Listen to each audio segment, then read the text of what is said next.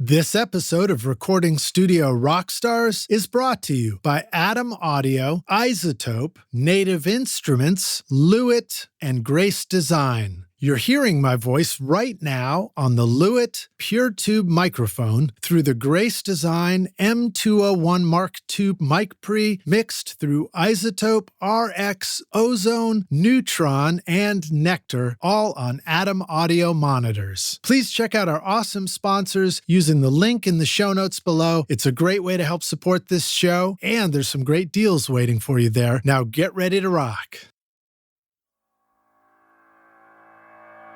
Think about now you could take a vocal and you could take a specific section of it, duplicate it, convert it to MIDI, then have it play an instrument and only have that instrument go to a reverb. And you have the ability to raise or lower the octave of that instrument. These are all things that, used tastefully a little bit, create an incredible depth.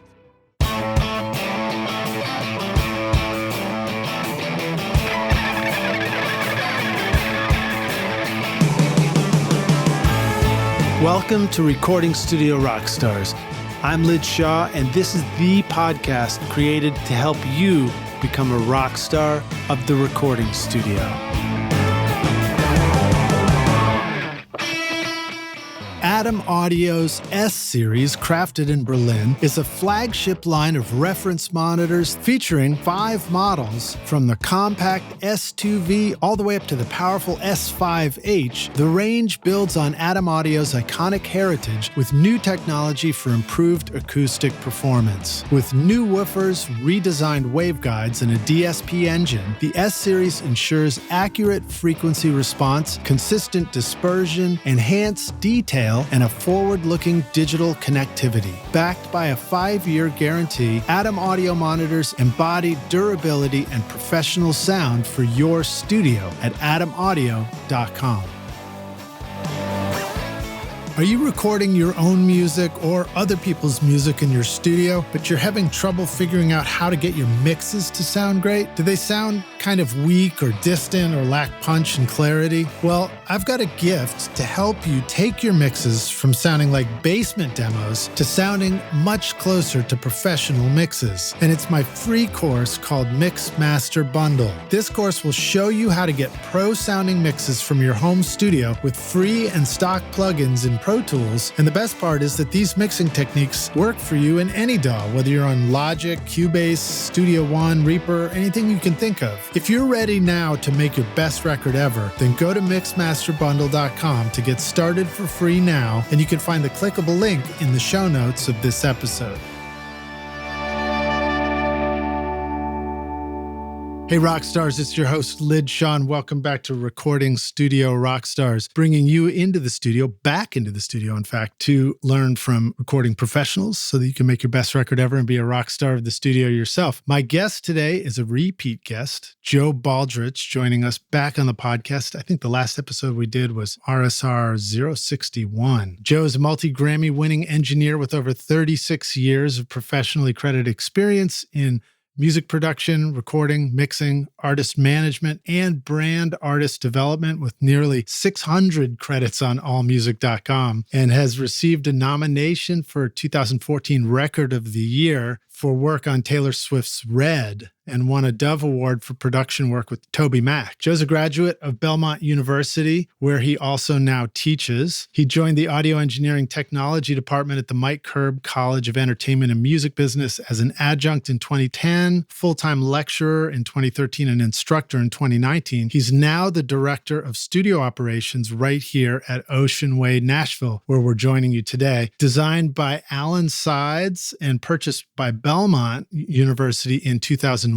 and the #1 tracking room in Nashville, and a world-class teaching facility that also serves an impressive client roster. Housed in a 100-year-old Gothic revival gray stone church, Ocean Way Nashville provides an exceptional acoustic space, all in the rich visual beauty of a sanctuary. The studio serves a diverse list of clients spanning various styles from pop, rock, hip-hop, country, gospel, while emerging as the premier scoring facility in the Southeast. Besides being a sought-after space for full band tracking, Ocean Way Nashville has become an internationally favored destination for orchestral recording and scoring for today's most popular films and video games. Joe continues to teach in the classroom through an adjunct role, teaching master mixing techniques, a course he designed, which meets right here at Ocean Way. As I said, Joe was a guest on the podcast back on episode 61 when he shared his story of getting into music and later teaching. And today I'm happy to have him back to talk more about what he teaches in the master mixing class and to focus on the future of music making in the studio. Please welcome Joe Baldridge back to Recording Studio Rockstars. Joe, my brother, are you ready to rock? I am ready to rock. Rock. Can you do a good rock scream? I thought that was. I mean, that was a good one. Yeah, Yeah. I'm having to learn to do a little Michael Jackson this week. All right. Are you ready? Does anybody here like fucking orange juice? I believe we can raise the roof off this mofo. So, dude, it's good to see you here, man. We are in Studio C at Ocean Way. Is that right? Yeah. Some people call it the basement. The basement. It's a pretty nice room. It's a great It is. Oh, and look at that fireplace. Holy crap. Yeah. There's usually a nice family of bats, I think. I just like to think they're bats. Yeah. I don't want to reveal too much about the timing of this episode, Rockstars, but we are a week before Halloween when we're recording this. So yeah, we've got lots of bats coming out of the fireplace would be pretty good. Ocean Way, being from the turn of the 20th century and 19th into the 20th, we've got some good stories.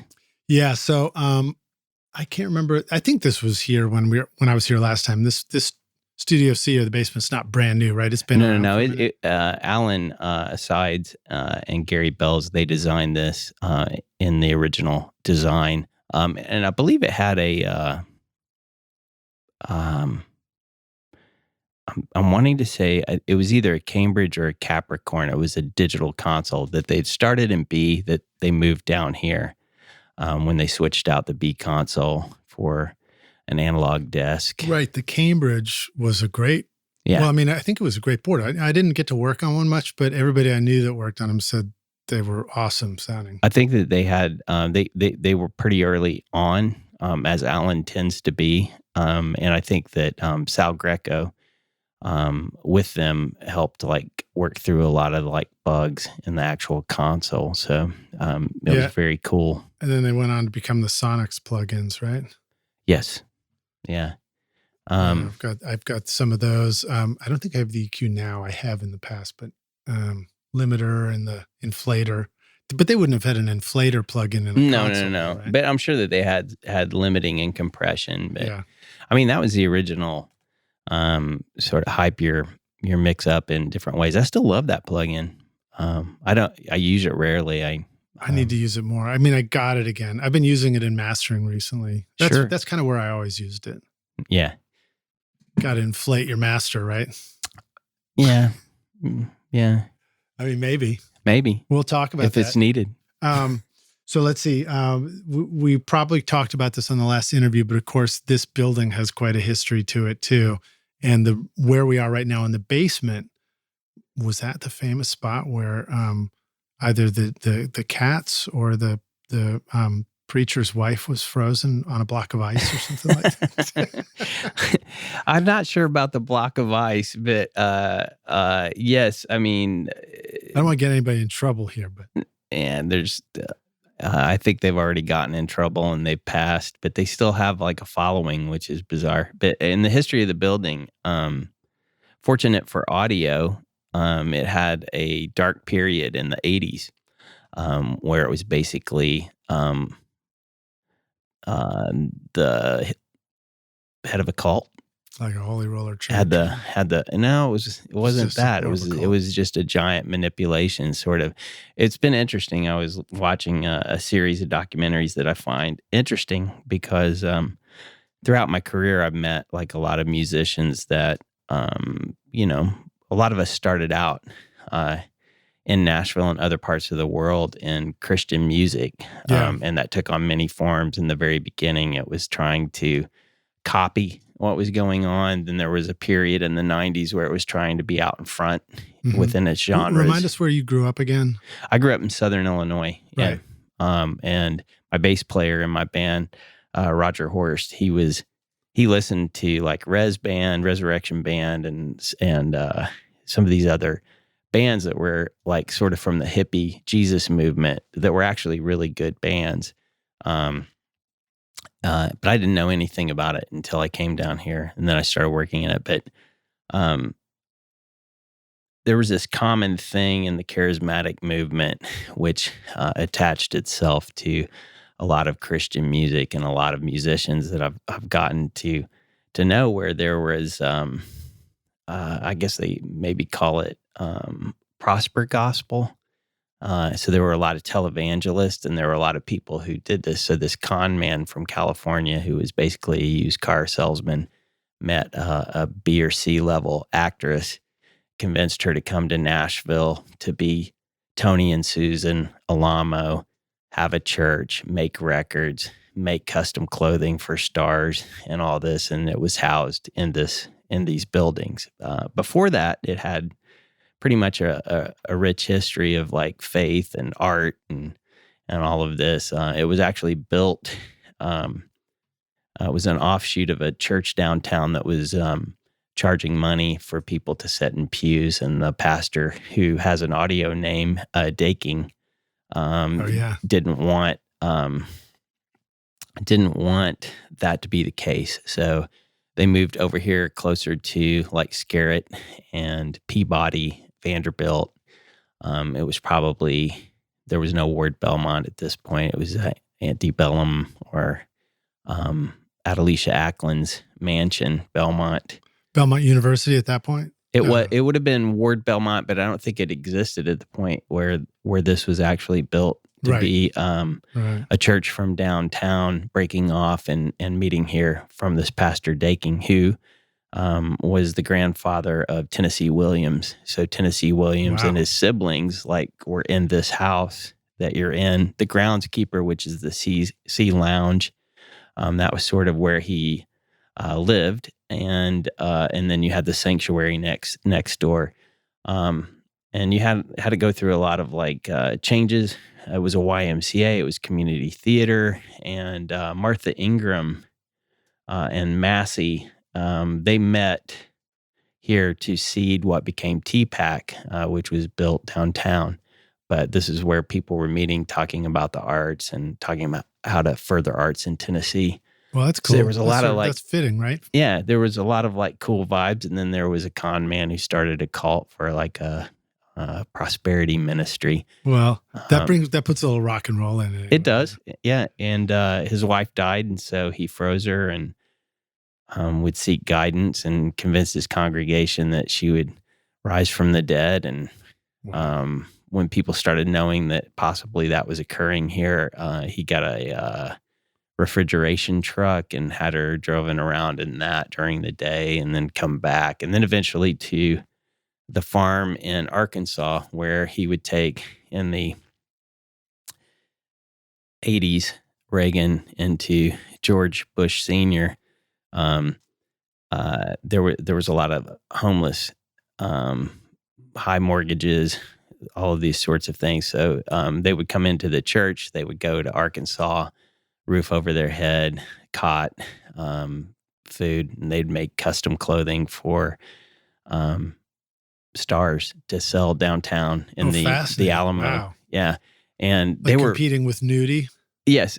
But and the pieces were like that. They were one-offs, and they were like $1,500 to $3,000. I mean, in that time, very expensive. And a lot of the rock bands would go in and try and sell items or things they were trying to get rid of. So when you had the whole alternative punk thing, you would have people getting pieces and wearing them, like Walk the West and Jason and the Scorchers and other bands coming through. Wow. It eventually, after that whole house of cards fell from the Alamo Church, and it fell because he would propaganda. He would place propaganda about the Illuminati, the 1%, and the Pope on everything. It was so scary. It was colorful, local flavor, but then there was this underlying like, man, there's something happening. I would literally, I think I said this in the other podcast, I would cross the street going back up to Belmont from studios. I would just walk and I would cross the street if the doors were open to this building because it was like such a heavy vibe. Yeah, you didn't cross the street this direction. You crossed the street no, I got away. Yeah, watching out. Like a vacuum would just suck you right in the doors there. Yeah, I think they got him on Runaways across state lines. So, yeah. Now it's how many studios? We have 3 studios. A, B, and C. Yeah, A, B, C. A is fully commercial, and B is academic in the fall and spring semester. We pretty much have from mid-April to mid-August to do commercial things here and there in B. C is fully commercial. Master mix is taught here. Mastering class is taught here. You said fully commercial. Do you mean fully educational or? No, fully educational. Sorry. Thank you. Yeah. Yeah. So, and that's of course where we're sitting rock stars in and as we began this, there is a fireplace right behind me where I guess this was, the big hearth once upon a time. Yeah. Or maybe a sacrificial altar. Sacrificial altar. And then there's the speakers just kind of like work their way up towards the fireplace. It's a very cool spot. Yeah. Originally, the control room was in the other room, but you were always right under the drums in B. And as well, I just felt like they poured all of that concrete. What an incredible place to put speakers. Yes. And so we were able to flip the rooms with technology. You have like an S6 and a Dangerous Audio and a full Pro Tools rig, and there's 16 in and out. And there's a good collection of analog equipment and fully loaded Pro Tools rig with all the plugins. Well, that will prompt me to ask all sorts of questions about things. But before I do, give us a quick description of A and B if you want. Sure. So A was a sanctuary that the Daking Church built, and they were meeting here in the basement, and then they opened it up, I think, in 1912. And the actual podium stage for the choir, and probably there was an organ at some point, that's where the control room was constructed. So you can view this online at oceanwaynashville.com. And you have the large sanctuary. So what that room has lent itself to being is it's the largest room currently in Nashville because the other large rooms have gone away. Yeah. It's essentially like a big sanctuary space of a church, right? But it's been divided up a little bit. Yeah. In the front, the atrium where you would enter the church, we were able to build off walls inside and make booths. Alan and Gary Bells had that in the original construction. They treated the sanctuary room. It has a great sound, very even response. It was a great design, whether they came on it from design or tweaking it. The room is a thing. People love being in the sanctuary. They brought the windows from an older church, stained glass windows from an older church from the latter part of the 1800s. And it has great lighting all day. When it gets nighttime from the outside, the street lights and everything out comes through. It's very cool. How often would you have a string ensemble or something here when the sun set anyway? Well, the scoring sessions run very different. Like so orchestra will have like 10 and 2, and then occasionally they'll have an evening session. I would say that's the least common, but sometimes there's lots of things scheduled. If there's a last minute thing, or if there's a thing that people are trying to get into the space, they will take that because the players can come to that, which is a traditional. Probably a lot of you young audio people out there don't realize that it was based around union schedule. A 10 was a 3-hour session with an hour break. I didn't know that was union related. I just figured it was a good way to split up the day. 2 p.m. To 5 p.m. with hour break, 6 to 9. And they built in overtimes and union breaks inside of that if you were compliant to that sort of thing. But that's set sort of a tradition. I think most studios operate on like 12-hour blocks and overtime. I know that it's been a lot of different things throughout my career. Like the 12-hour block was, I remember in the beginning, it was set during the day. So you could come into the room as early as 7 or 8 and start setting up. You were going to have a downbeat at 10. You were expected to be stopping at 6, finishing up all of the documentation, everything you need. And then there might be someone else coming in after 7.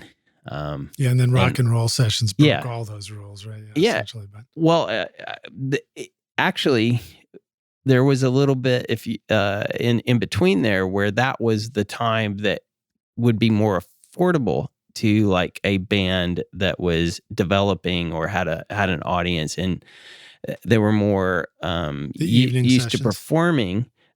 Bands and artists were used to performing later in the day, so it fit perfect with them. As young engineers, it was a great opportunity because you could get in for less into great rooms, and you could get a better sound for that band that you were attached to, and that was like a really cool aspect.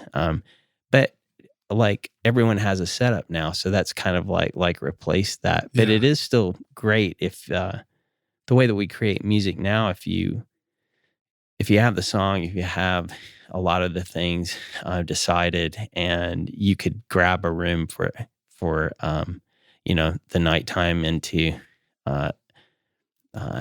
midnight, 1, 2, you could maybe grab a lot of different sounds.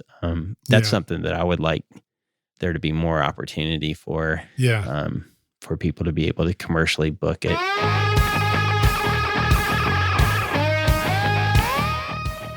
Hey, Rockstar, come on over here. I've got a secret to tell you. Want to know how I get a consistent sound mixing over 1,000 hours of recording studio rock stars? Well, my secret is using iZotope, RX, Ozone, Neutron, and Nectar to make this podcast sound great. Right now, you are hearing RX Breath Control, Declick, Declip, DS, Deplosive, Voice Denoise, Ozone Multiband Compression, Neutron EQ, and Limiting, all from iZotope. Use the secret code ROCK10 to get 10% off over at iZotope.com. Well, I mean, I could appreciate that too. So as somebody with a home studio, and I can record a band, it's, pretty tight quarters, like feels like recording in a submarine sometimes, Sure. Everybody's sort of a little bit on top of each other, but there's enough space. And of course I do that for my own stuff and I love doing that. But, then I also think, it would just be so nice to just walk into a place where like, there's plenty of room to stretch out. And, it's just like what you said. It's like, if we already know what we're going to do with the music and somebody else can engineer it and get great sounds in a studio setting, that'd be pretty sweet. It works out well because there's that thing where you can be in a large room. RCA A is like this as well, and you can probably do it to a certain extent in A or D at Blackbird, but RCA A and Ocean Way have the actual space to where you can set up and you can baffle and you can see each other, and you can record and you can isolate things, solo things, and there's not a lot of leakage. Yeah. In a big rock sense, you're probably not going to get away with like an acoustic guitar on the floor. But there are booths and places to sequester amplifiers away from that to reduce like the leakage. Yeah, well, you think about like seeing the movies of the Stones making Friend of the Devil. I mean, not Friend of the Devil. Sympathy for the Devil. Yes. Yeah, that time when they joined the Grateful Dead, Yeah. when they were making Sympathy for the Devil at Olympia, and it's just like, Yeah. it's just a big space, and then there's just big gobos separating instruments and drums and everything. And the gobos aren't that thick. But it was just like the sound just had enough space to go away. Yeah. And not come back into the other mics. Or maybe it did. Maybe it was just the right amount too.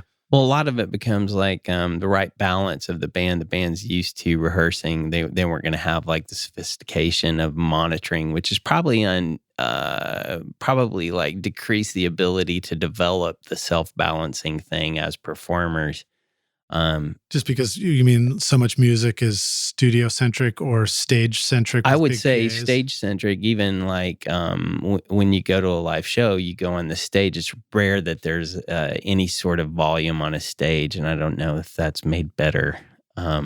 Well, yeah, I mean, rock performance, but you can hear yourself exactly the way you want. Right? Is that always beneficial? Like not being able to hear yourself and going, I'm so loud I can't hear anyone else, and pulling back, but still having the tone you want. You know, who is it in the list of great drummers that everyone always mentions? Who's that person? Charlie? Well, yeah, but Charlie was really like trained to how he was going to perform the drums. He came from a jazz background, so he would keep the hat off the snare.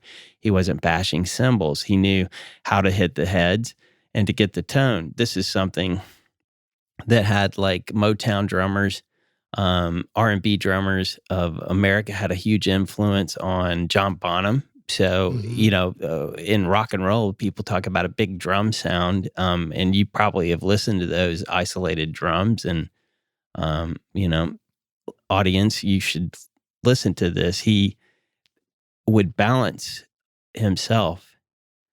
There were minimal mics. Some of the earlier records are just like maybe 1, 2, 3 mics down to one track. And then that was Glenn, and then Andy went into more mics, and you listen to some of the Andy Johns records, you can hear basically nonlinear reverb, but it's actually like delaying rooms with gates, so that the room got that sound that now you can pull up in any sort of reverb plug-in and go to nonlinear. You could put a pre-delay in it. There were ways to do that. The delay was the distance of the room mic from the sound source. How you opened up the pattern and captured that would give you the RT, give you the reverb time, how you could place a gate on that and key it from like a kick or a snare or whatever, and have it open, have that room audio open up and close.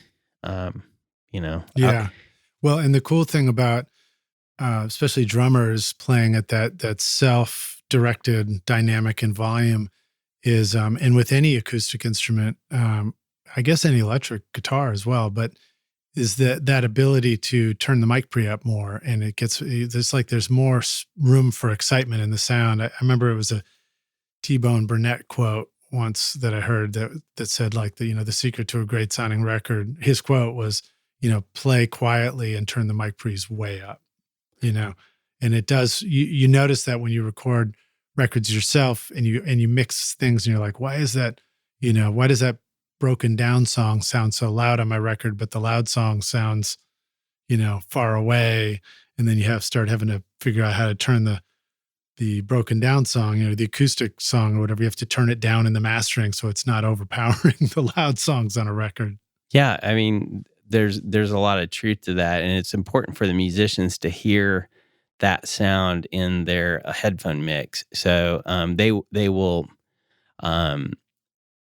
they'll pull back on subdivision because they know that it's going to be filled with the actual sound of the performance. And if they want to do subdivision, you can do that as an overdub. You can pull back the pre's and go to more close mics and kind of blend that in, since tracks aren't like an issue anymore. I think that the gained up mic pre's and getting more tone in the drums actually led to hey, let's do the cymbals as an overdub, which, Did you get much experience messing with that idea? Oh yeah, lots. You Yeah. did? Yeah. The thing is if you're that gained up, and someone is hitting their normal velocity onto a cymbal, it just craps out the whole sound. And then you're trying to get like a balance. And I like to have the drummer play like where they want the cymbals, and I try and hit like a middle. I didn't do this earlier, and you end up with that part of the song that is more down, that has a great sound. And then when it gets to the part where everybody's supposed to be creating the wall of emotion for the listener, it craps out all the thresholds on the compressors and it gets really small. Yeah. So there was, especially in the that era of rock, mid 90s to mid 2000s, and that where people were riding on crashes all the time. Yeah. Like, oh my God. I listened to records that I've done in that era, and I'm just like, oh, that was not the thing. Yeah, that's funny that you bring these things up, because these were all things I wanted to ask you about. The presence of cymbals on records, and just that idea of overtaking the higher frequencies, the 1K up kind of information, and what does that do to your records? Let me see, how did I ask this? I don't even know where my question is here. Oh no, here it is. Leaving room for high EQ. Some of the records in your discography, which Rockstars, of course, we've included in the show notes, so please scroll down. You can go listen to a bunch of Joe's great records that he's done. But you've done work with Keith Urban, Long Hot Summer. I was listening to that track, and what struck me about it was his voice is there.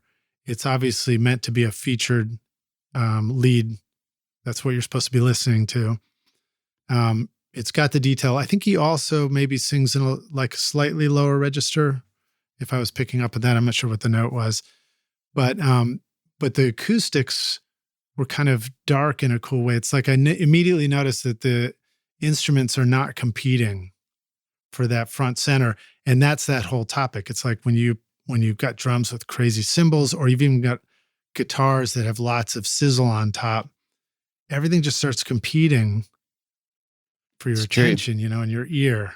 And I wonder if you want to talk a little more about that too. Just stuff you learned about, I guess not screwing up a record. Yeah. Sadly, I don't remember Long Hot Summer. Well, it's all right. I mean, it's, and it's just the, sometimes my playlist might get one track that was on the same record, Oh no, it's all good. But there are those songs like Never Coming Down. And it's going to have like a raucous vibe. So people are gonna be bashing around in it. And it's the use of filters before boost and cut.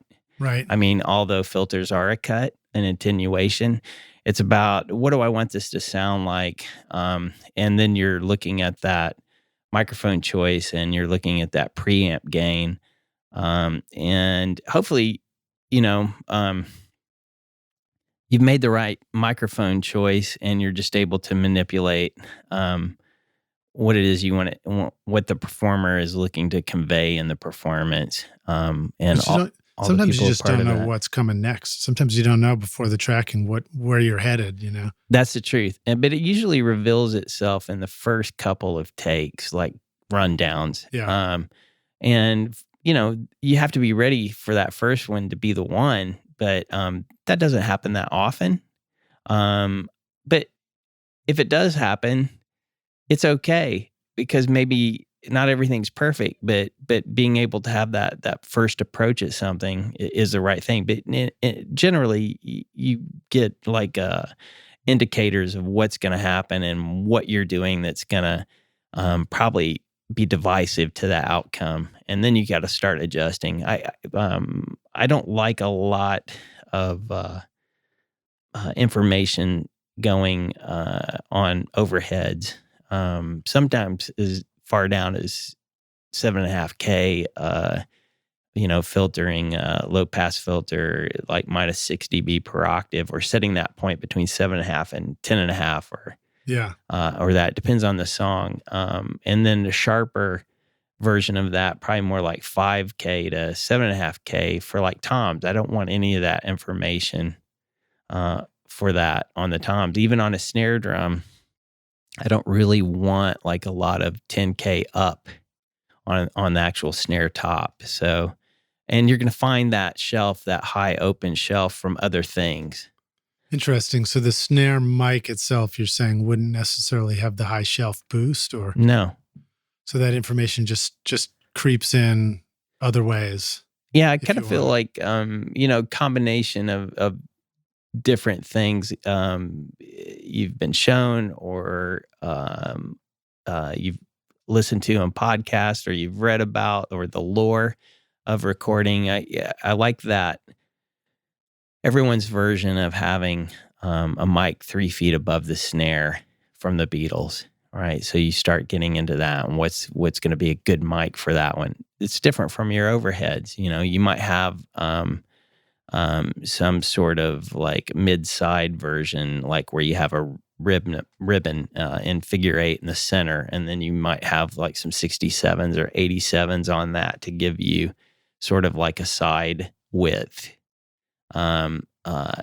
That's one way. I prefer like a Blumline ribbon for the overhead, and then I like to go to either a pencil condenser, or I have a Hot Rod TLM 193 that's basically if they would have made like a 3/4 inch diaphragm 67. Mm-hmm. I use that, or I'll use like a Sony C30.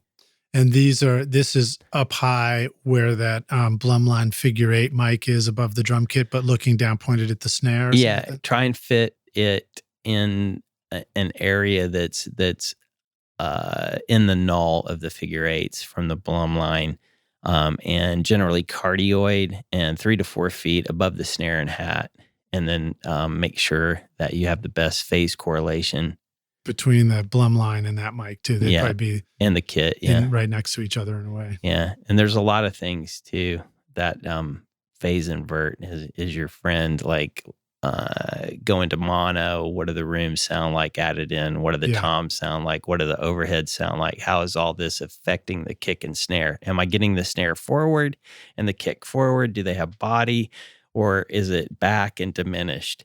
Yeah. And what's more appropriate? Yeah. It's interesting to hear you say that, because I've noticed that when I'm checking phase polarity on drum mics, sometimes, you try both ways and you're like, neither one seems like an obvious right answer. And then you wonder, you're like, should I just make a taste call in this situation, or am I somehow way off base? But it sounds like you're reminding us that sometimes you might decide that pushing the sound of the drum back in the mix a little bit by the phase, maybe it's got a deeper, more low end in there or something, but it sounds pushed back, because I've experienced that sometimes. Yeah. Or having it come forward, even if the low lows aren't the biggest out of the two options, Yeah, and it really like where the bass is going to be, where the other instruments, the polyphonic instruments, where they're going to be, that kind of is going to like dictate that choice. But like harmonically, if you get the right gain staging and you get the right phase correlation, then you're going to start hearing like octaves that are actually in the range. You're going to hear like maybe you're getting a subharmonic. Or you're getting like a higher open than actually what's going on in your normal perception of what you do.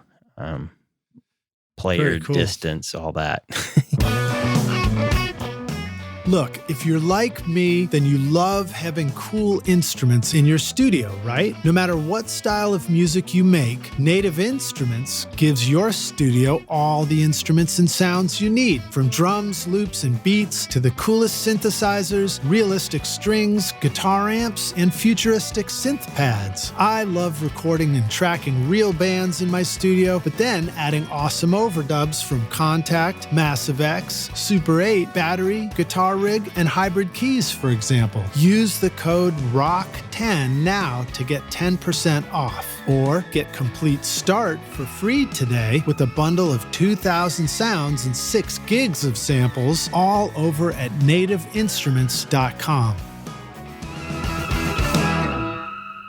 Very cool. I'm going to say that one more time just in case the rock stars weren't getting that. So this concept of getting the bright out of this from the snare drum, if I'm hearing you right, Joe, the close mic on the drum, maybe we're not hyping it up a ton on the top because we've got this small diaphragm mic that's up above the drum kit right next to where the stereo Blumline ribbon mic is. And the ribbon mic is probably looking down at the drum kit where sort of the left is looking over towards the hi-hat a little bit and the right is looking down towards the ride, and it's hitting all the cymbals. And then because it's a Blumline, the left, right of the back of the mic is pointed up towards the ceiling and the open space. And you're getting that as well. And if I remember correctly, will the Blumline give us more of a proximity effect on what it's picking up than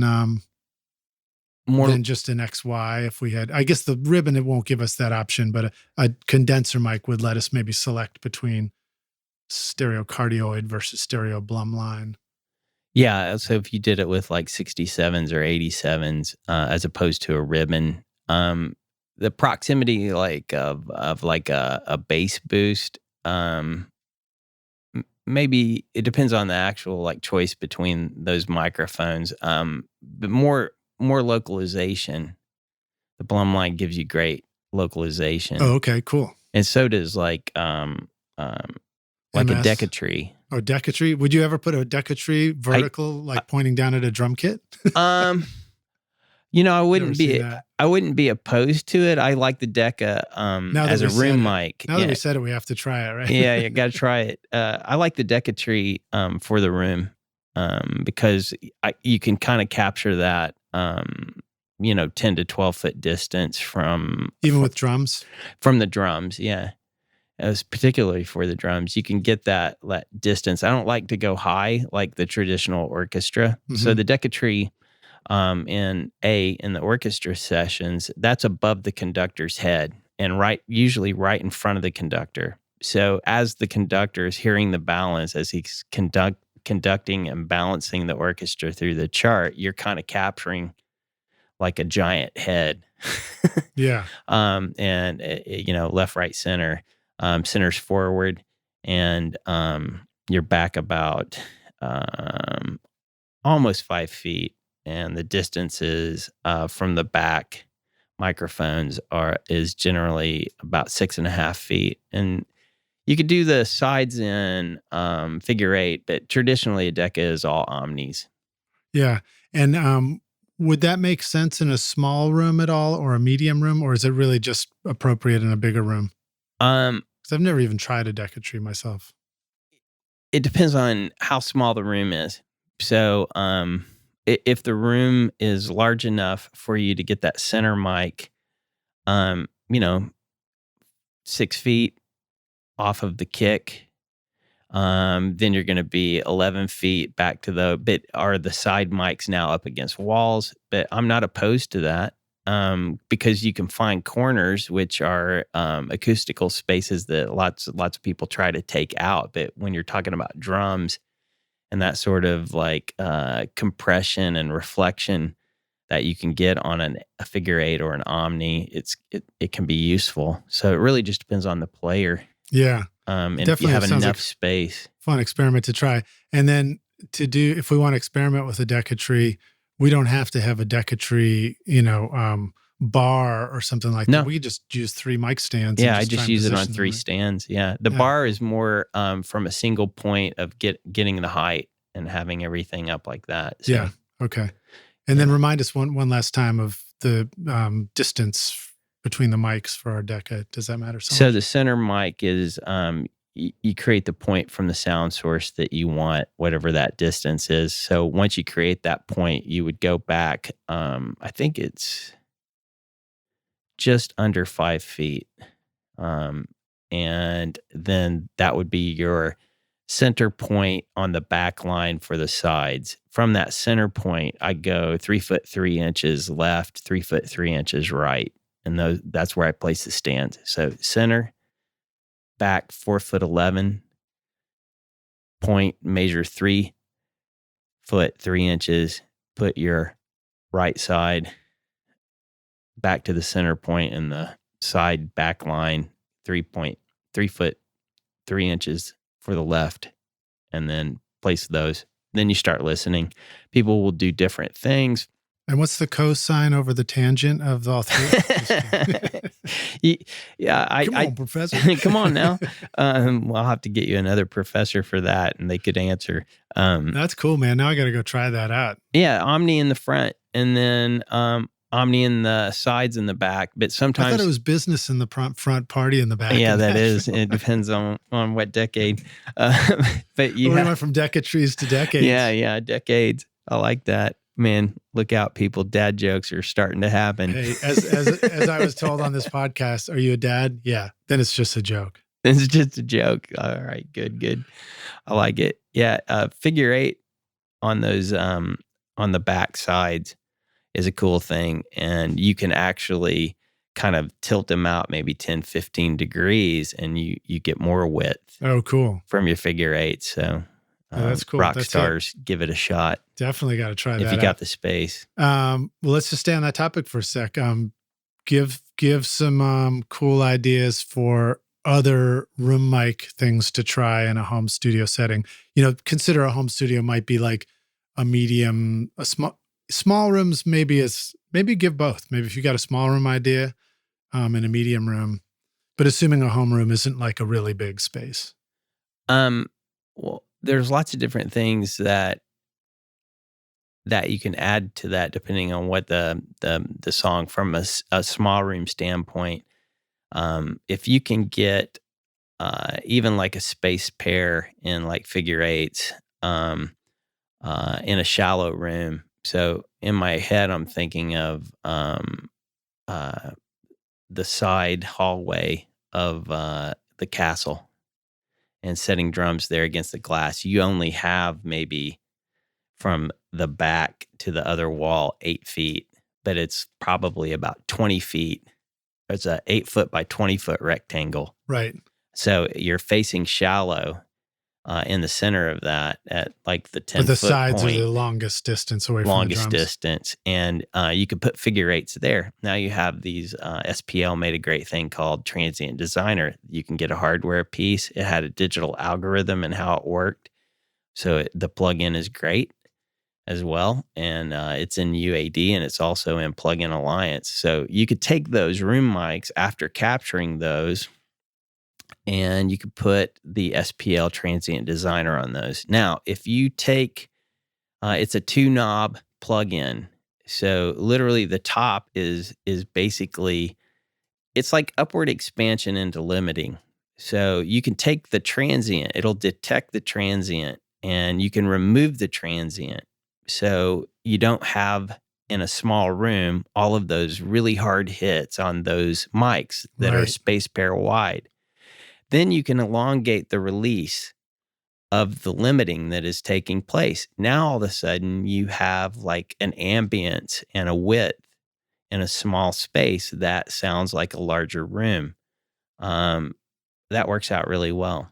That's hip. And I need to, I haven't been practicing that much lately, remembering to check out Transient Designers or any transient plugin on those room and ambient mics on a drum kit where you kind of do wish you had more control. A lot of times I might do what we probably all do, which is compress it more, but that doesn't always do the trick. And sometimes that brings up those screaming cymbals in a way that starts to drive you nuts too. So, True. it's funny, like balancing drums, and you just got to kind of push a lot of things around until you start to discover how these things are going together on this particular song, right? It's true. There's a lot more tools available to engineers now. So if you get a good capture, you don't have to do it all in the capture. And I'm telling my younger self this, because you can get to an end and you want it to be different, but you painted yourself in a corner so far that it's just wet paint. It's just going to be messy if you try and change it. But you don't have to do that. And you can elongate the rooms, or you could duplicate those rooms as well. And with the transient designer, you can push the transient, and then you can remove the release. So it actually is like it upward expands the transient, but it ducks the release.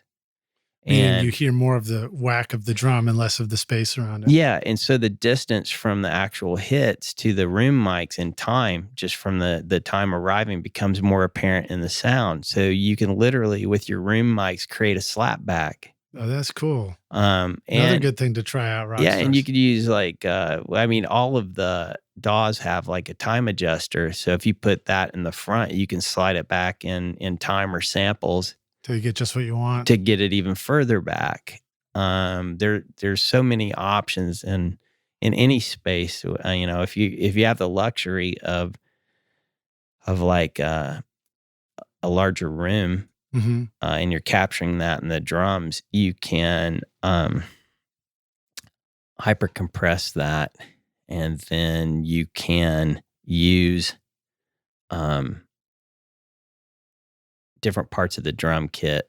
I'm thinking kick, snare, and toms in a very either strip silence or hard gating, and then send those into a key on those room mics that you have captured. So they're open up quick, right? They open up quick, which is that sort of later Zeppelin. A little bit, yeah, the later Zeppelin into Phil Collins on a Peter Gabriel solo record, into Phil Collins, into everything, into Power Station, where they were doing that with the room mics, but dropping them an octave. I mean, there's so many ways that you could do that. You can create gated signal. Well, let me add to that. Rockstars, don't forget to let the band play the song, though. That's the only trick when we get into all the cool stuff. Yeah. And they might go, this is absolutely atrocious and totally destroying my performance. So right, they might not like it. That's why it's good to get to those things quick, too, and find out. And you have the luxury of... you don't have to listen to it when you're performing. So you could create new tracks with the same input and an entirely different process. And a lot of this is, if you're doing it in a smaller studio situation, you're going to want to create these things in a different manner to where it's not causing a lot of latency in the performance. So you can't really do it. So you've got to get the best sound, the best transparent capture that you can then go extreme, and you still have the ability to go light. That doesn't mean that you don't capture like trash mics or really radical things as well. Same thing. You can create like different inputs to where the microphone and the capture doesn't have all of the analog equipment inserted. Yeah. So that you have both simultaneous. You can create parallel compression on an actual analog board and then capture that, or an echo chamber if you have the luxury of being in like Sound Emporium A or Blackbird A or D, or some of the other rooms that have echo chambers. You can grab the echo chamber and you can manipulate it differently.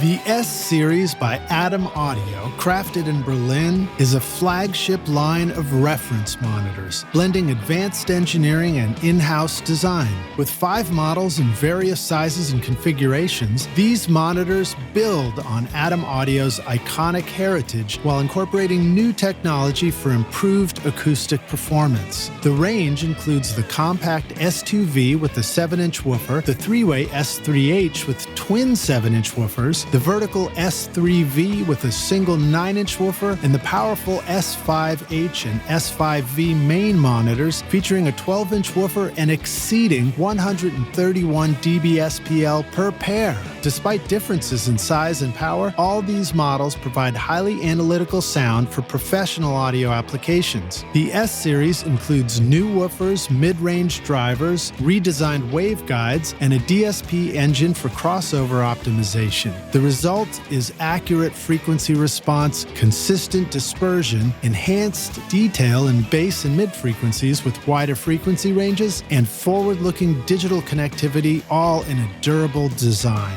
The S Series ensures longevity in your studio, backed with a 5-year guarantee at adamaudio.com.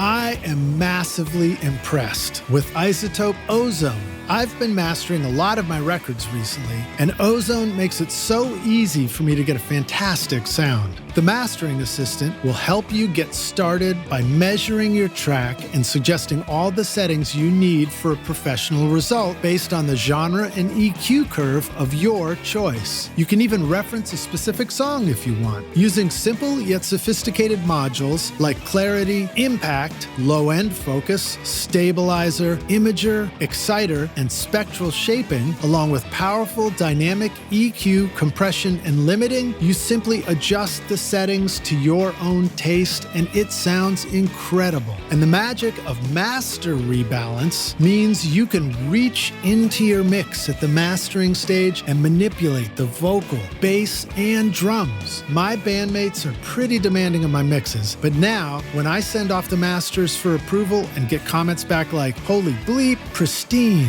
damn good mastering, crystal clear, you're a wizard, finally I love my singing, and the drums and bass sound huge," well then I know I'm doing something right. So check out the newest Ozone, RX, and all the other great apps at iZotope.com and use the code ROCK10 to get 10% off.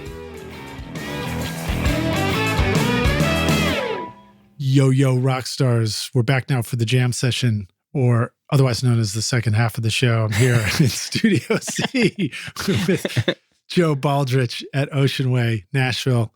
Joe, you ready to jam? Jam. I'm ready to jam. Sweet, man. Whoa. Come on, jam. There you go. That was good, man. That was right on the money. I put the stinger. You're a listener, I can tell. So you started to hit at something that I think is well, I'd be curious if you think it's an issue or not an issue, but it's the latency question. And it's not the question of like, oh, latency is frustrating because how do you bring the latency down on your computer? It's the question of, did we lose something instinctive about record making by switching to the computer and having to deal with latency, by the fact that, you know, if you don't have a mixer, you're not going to just use the send knob, send it over to a guitar pedal, blend it back in, and get that accidental funky sound on the way in. What are some thoughts you have about that? Do you think that recording tracks directly into the computer will ever be able to just process them with plugins and not have latency? Do you think we need to be smart and include analog in our setups so that we can, you know, blend mics together on the way in and create a sound before it hits the computer? I think it's all of that. Like I just don't know that like people starting in audio now and maybe even back 8 years are going to have this sort of luxury of experience of having the ability to create analog signal chains and then capture them in a DAW. I don't know that that's necessarily all bad because I'm biased because I have that experience, and Yeah. I was very much into. If you listen in that playlist, there's a lot of temporal processes going on. Yeah. I would just always gravitated towards that. Well, as I recall, you would show up for a session and Cartage would bring in racks of all kinds of cool, sound making toys. That would be, guitar heads Yeah. down to whatever else you might have. Lots of phasers, flangers, choruses, panners with modulations, delays, like all that sort of thing. And I feel like that was a whole group of like-minded individuals at that point that were doing that as well. Everyone sort of, in that sense, you kind of had your own thing inside of a very similar thing. Yeah. Whereas I think one of the things that you have to be wary of as an audio creator now is just using all of the same things in the same we've all got manner. The same plugins or whatever. They're great, but yeah, they're great. But just because you can isn't necessarily reason to do the same thing that everyone is doing. But there is a balance to that of having to put a twist on it, but not be so different. It really depends on what the artist is trying to do. I feel like in the capture, if you can split signal, back to what we were talking about with room mics and small studios, mid-sized studios, just trying to create something, some vibe, for lack of a better description. There are many ways to do that. You can split signal and you can record those. You could get that sound up.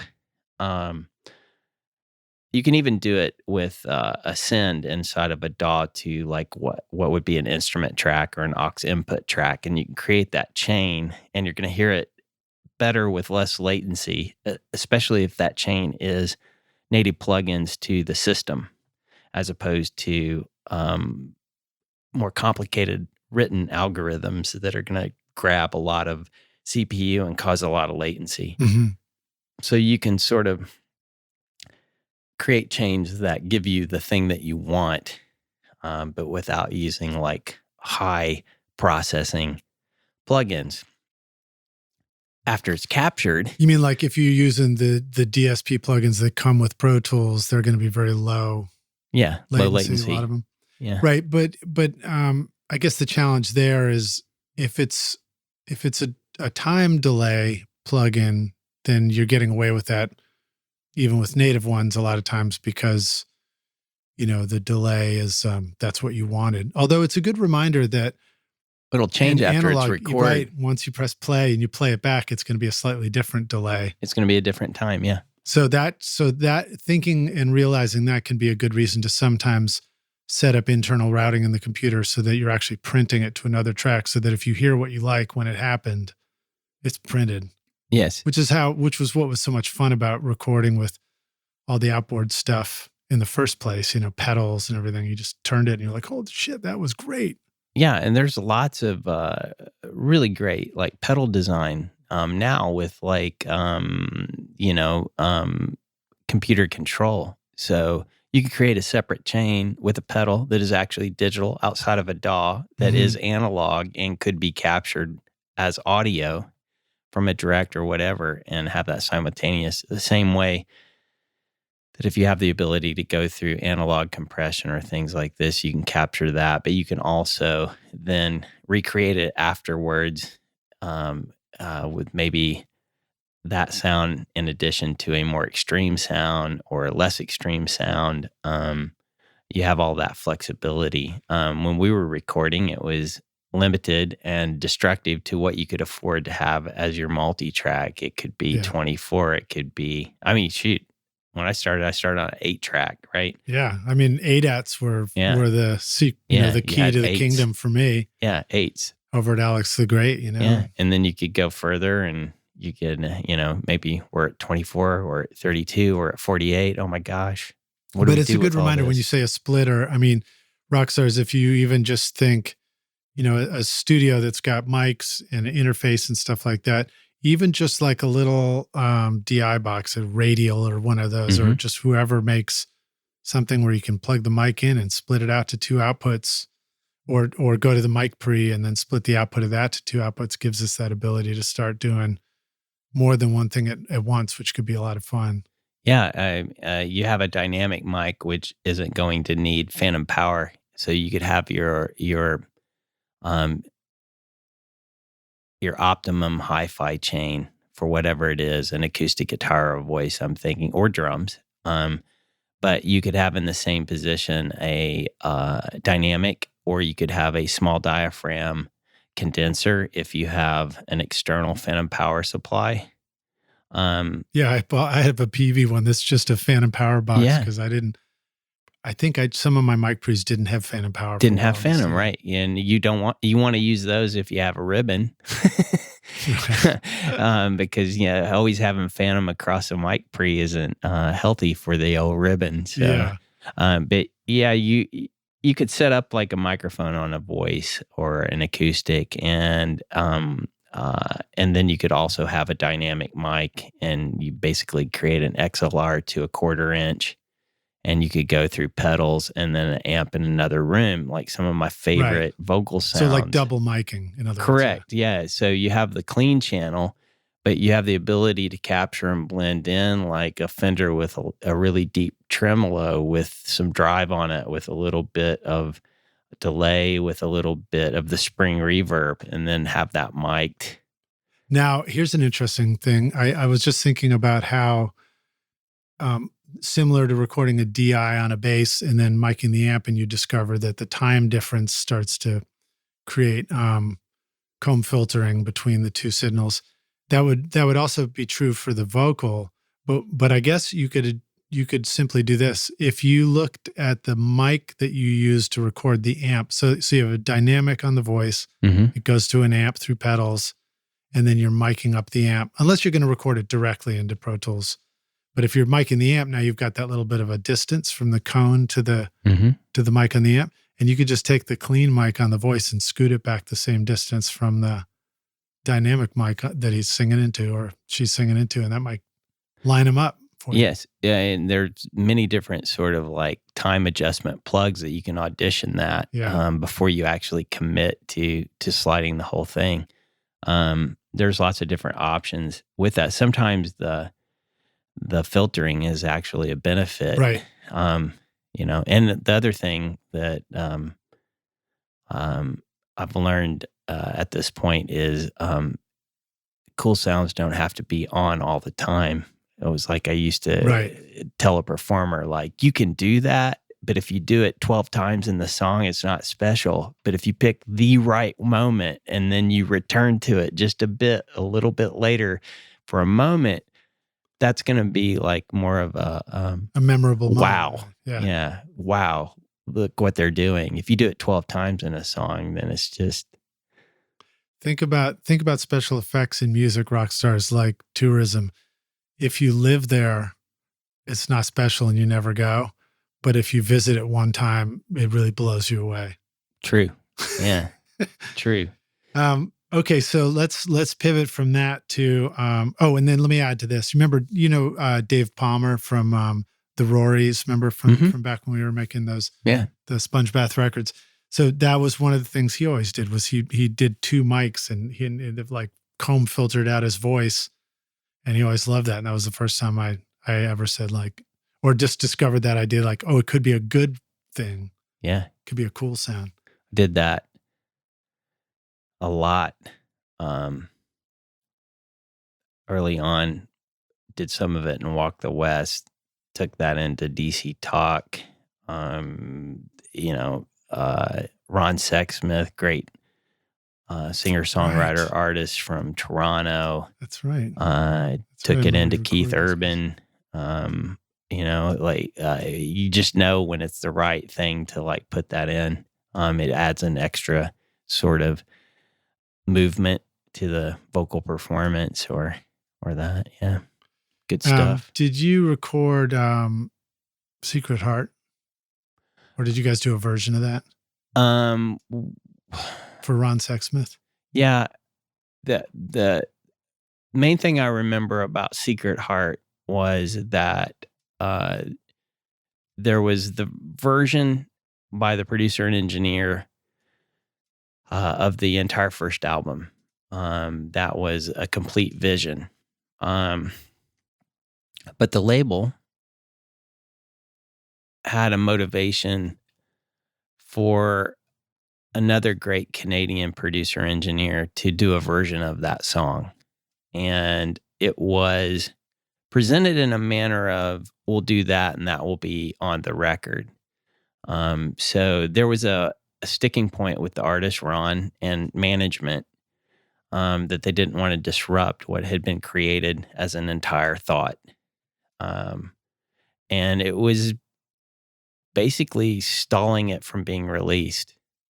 And I had the idea of like include it as a bonus track.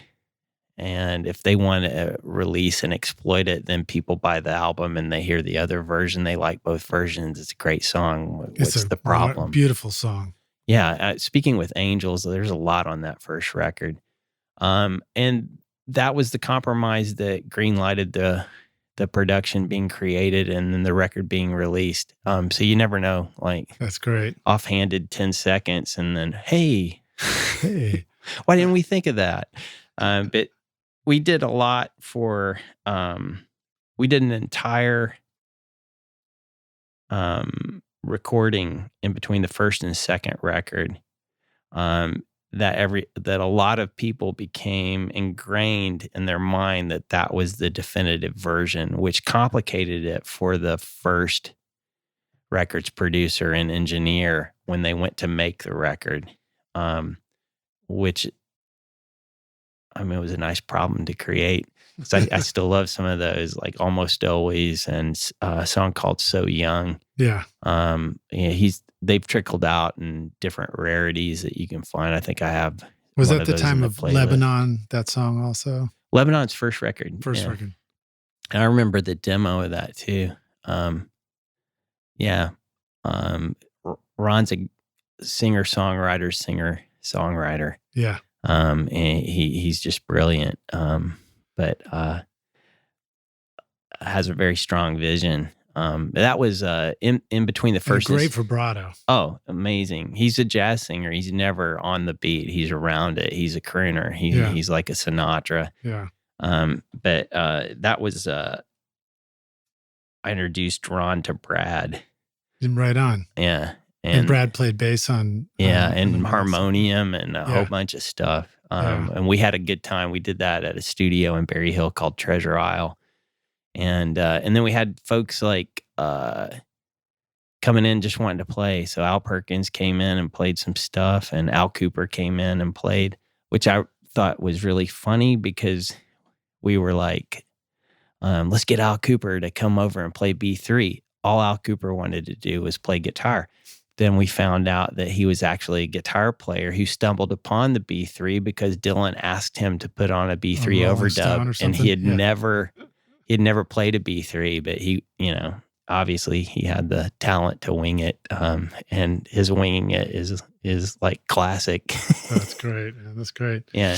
Well, let me see here. I was going to continue on the computer topic for a moment by asking you just point blank, can we mix in the DAW in the computer? Well, I don't think anyone mixes the other way. Yeah, nobody mixes the other way anymore. There's so many different things happening. Like, and I asked that in the context of the studio we're in. You have the Avid S3 over there, I think. Yeah, is that right? And just that whole marriage of mixing in the computer feel like borrowing from mixing on a console for the places where it really can help.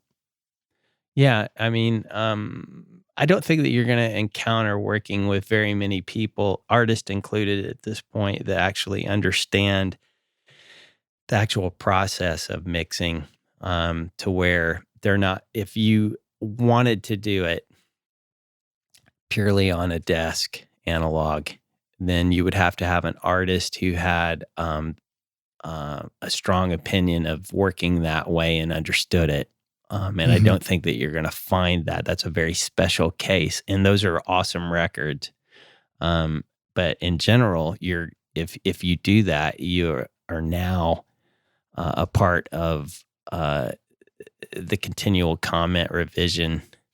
Right. And unless you have the clout to say, no, the mix is the mix, and let's give people a chance to hear it, and people go with that's a difficult thing to traverse. Now, I pointed to the Avid. I know upstairs you also have the SSL Origin, Yeah. and then maybe you have that the center section. I think had room for the UF8 and controllers and stuff like that.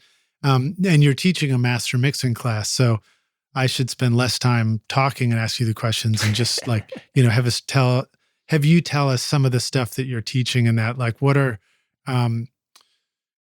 some of the first things you need? I mean, if it's the advanced class, maybe you're not doing the beginner questions, but what are some of the things that you're teaching the students in terms of EQ compression and just ways to navigate with the computer? And because I feel like navigation is a huge part of mixing for me. It's like a mental map of where is all this stuff and Right. what am I thinking about and how do I adjust it in this moment? It all comes down to the computer.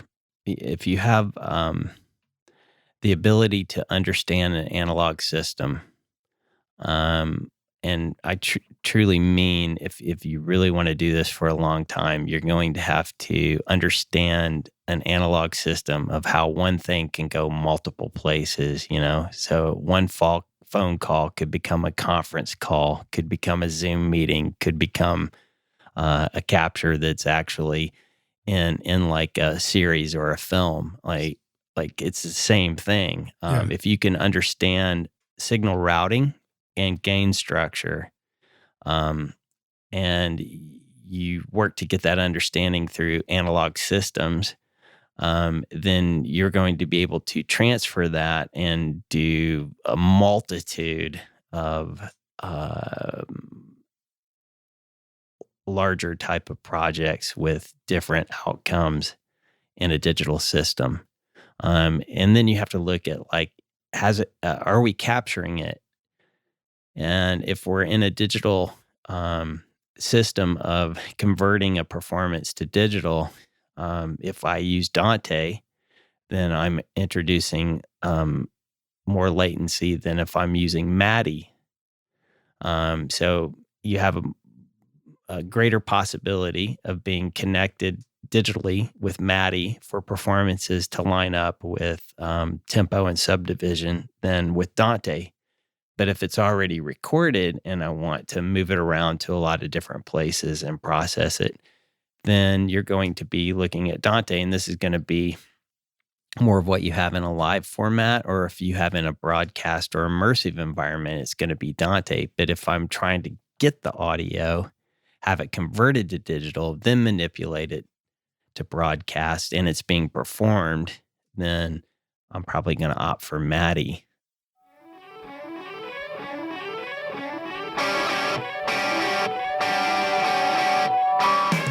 What do songwriters, music producers, DJs, EDM, TV, and film composers all have in common with you and me? We all need incredibly cool sounds that instantly transport the music we are creating to the style that we want. This is why Native Instruments is your ultimate toolkit with a massive library of sounds for your studio. Whether you want to create hip-hop, indie pop, classic rock, meditation music, pumping dance floor beats, or full orchestral arrangements, Native Instruments' Complete Bundle offers you everything you need, from drums, loops, and beats to wild synths, ultra-realistic strings, and vintage electric bass, guitars, and keys. The list goes on and on. I personally love recording real bands in my studio and then adding cool drum samples, synths, and futuristic keys from Battery, Contact, Massive X, Guitar Rig, and Hybrid keys, for example. Plus, it's a great way to make your productions sound modern and unique. Use the code ROCK10 to get 10% off or get Complete Start for free today with a bundle of 2,000 sounds and 6 gigs of samples over at nativeinstruments.com.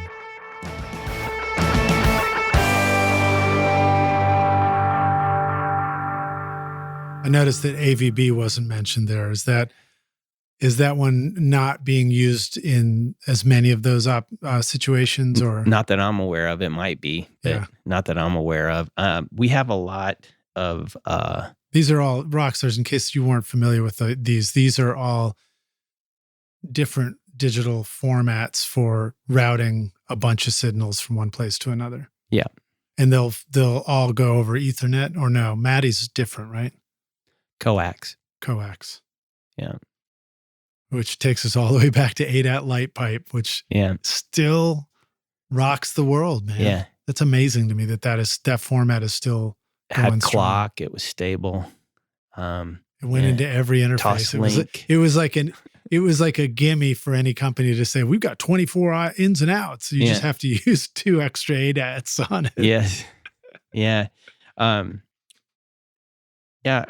There's it really depends on what it is that you want to do in audio. If you want to create recorded audio and mix it and have it out there for an audience to come to,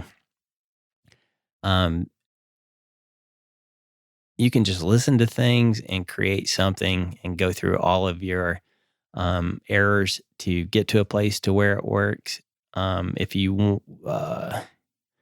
If you're very willing to take in critique and adjustments, which is something that you probably should get used to if you want to be in it for a long time. But you're also going to have to know when you're losing the essence of what you're doing and be able to be that voice in the process. Either I'm not the right person because I'm not comfortable with this being that way, or I think we're kind of losing the plot. Mm-hmm. Those are kind of the bookends of that. And that primarily comes from working with others. Yes. Although it can come from working with yourself too. It can, because you can go, what was I thinking? I think I saw interview Vance Powell said, as a producer, engineer, mixer, as a producer, I should have fired the mixer. And just as you laughed, that resonated. Like, that's really true. Like you just crawl inside it and lose. I do that all the time. I'm not saying Vance. I think that he was alluding to that point, but certainly for me, that's what resonated. You lose the plot when it's just yourself. You got to have outside input. But the other thing is you also have to have some sort of artistic vision to where when too many comments begin to unravel what it is you're trying to create. So no one's going to like it. If you don't like it and you want me to change it that much, no one's going to like that thing. Right. I'm not the right person for this. Thinking that the change, even if we arrive at the ultimate change, nobody's going to like it when we get there. So what's the point? Yeah, everyone's going to walk away from it. So how's an audience going to come to it? Yeah, and I think a good question sometimes to help us remember, to ask and help us arrive at a decision when it's revision time is, if we make these changes, are people going to actually like the song better? If they don't like the song now? Right. Because that's always an interesting way to think about it too. It's like, maybe you just don't like the singer, or maybe you just don't like the song. There's a lot of truth to that. I mean, that it is a question that you have to remind yourself to ask. I used to say it a bit different. Like, is this idea really worth this amount of time? Well, from the beginning of recording a song, if the song's not coming across, maybe it's not the song's time. It doesn't mean that it won't be 2 records from now or 3 records from now, but it's just, do we really need to invest in making this something that we all react to if we're doing it and none of us are reacting just because we can? Yeah.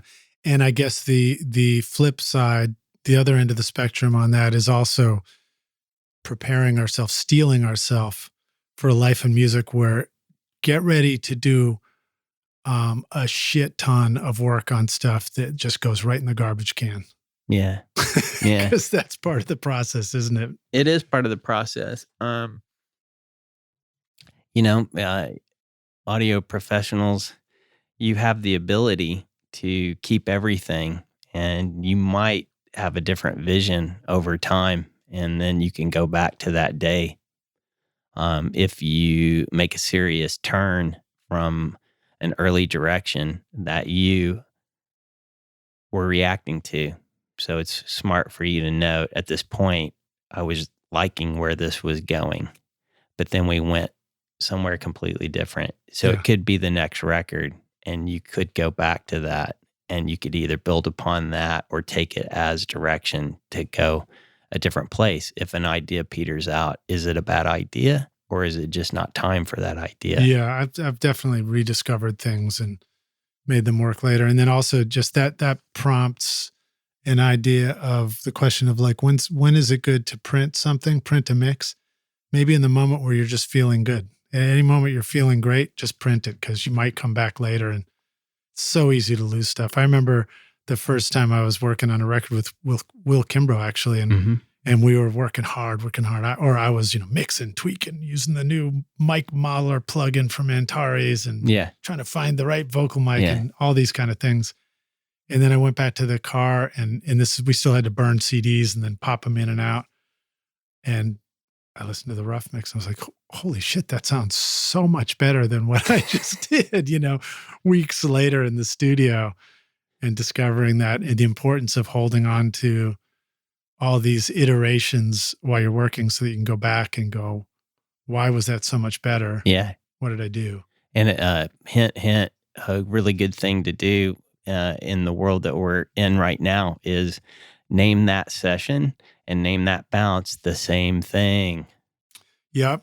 And Pro Tools, if you're listening, and every other DAW manufacturer also have a save and lock feature in the file menu, so that when you save it, or when you do save as, it actually locks the session you just had, so that you won't open it and accidentally make a tweak before you do your save as, because I do that all the time. I'm like, oh crap, I just changed the mix. If you've done that enough, you've then learned that you go through session file backups and see when you readdressed it and when that started occurring, and that's not the day when you actually liked it, and then you are saved. Yeah. Is that before or after you go into preferences and tell Pro Tools 10 session file backups is not nearly enough? We should bump that up to 20 or 50. Yeah. Save it every 5 minutes. Yeah. And then here's another little ninja tip, rock stars. Don't leave your session up on the computer screen when you take the lunch break or go to do something else, because it just blasted over all your session file backups with the same copy of the session. Right.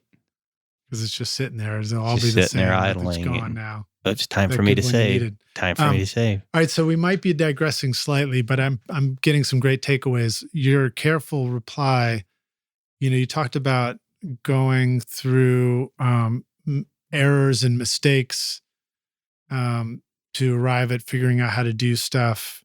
You talked about also interacting and being willing to get feedback from people. And I think underlying that is your implication that you're accepting that everybody's version of like what it means to make a record. They might start out in the classroom together, but 10 years later, they might all have different pathways towards like what does it mean to make a record the right way and to mix it the right way and all that kind of stuff. So it seems like it's good to understand that there's a lot of stuff we can learn, but we do have to go through the experience before we truly believe that this is the best way for me to make a record, and this way doesn't work. And along with that comes the idea of like creating templates for yourself and stuff. So I was curious if you teach, the concept of the importance of a template when you're working and arriving at a template. Do you feel like templates are custom for each mixer and producer that goes out there into the world? I think that over time and workflow of having more workflow on different things will create a redundancy in processes that and then you're going to get to the place where I'm really kind of tired of building this. So you could have it as like a plug chain, and you could store that to where when you go to that, you can select it inside of Pro Tools or any other DAW, and then it automatically creates it. But beyond that, I like to look back at the signal flow of an analog desk, and you had control faders that went to a master fader. I like those would be the VCAs on an SSL. Correct. Yeah. Or, they actually had audio flowing through them at other iterations of that console. But yeah, in the beginning it was all VCAs, but you're looking at all that to be like zero and it go to a master. And,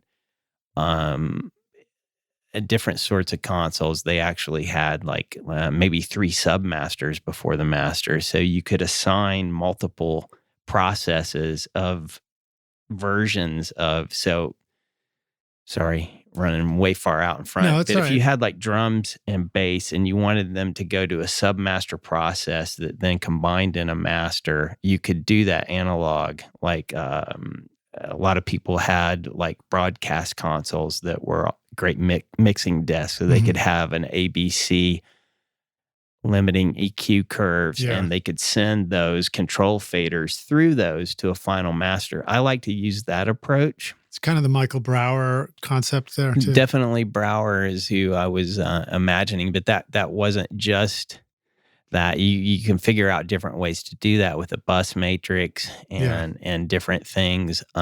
So you're talking about, and I like that that you're talking about all this stuff in broad strokes. Yeah. So it's like groupings of instruments that are on their own faders going to some sort of master fader for that group, but then that might also go through 3 different colors on its way to the final, to the master. Yes. And you could be selective about that. Yes.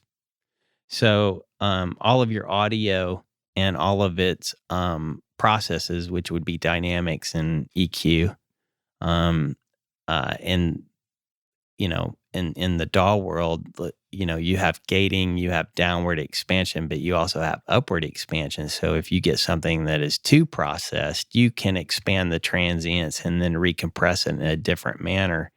So those to say parallel compression isn't always true. Parallel dynamics. Right. So it could be compression. It could be limiting. Then you could have another thing that is actually expanding the transients and then sending at a different strength back into the compression or limiting. And this becomes your audio, which arrives to a control fader called drums.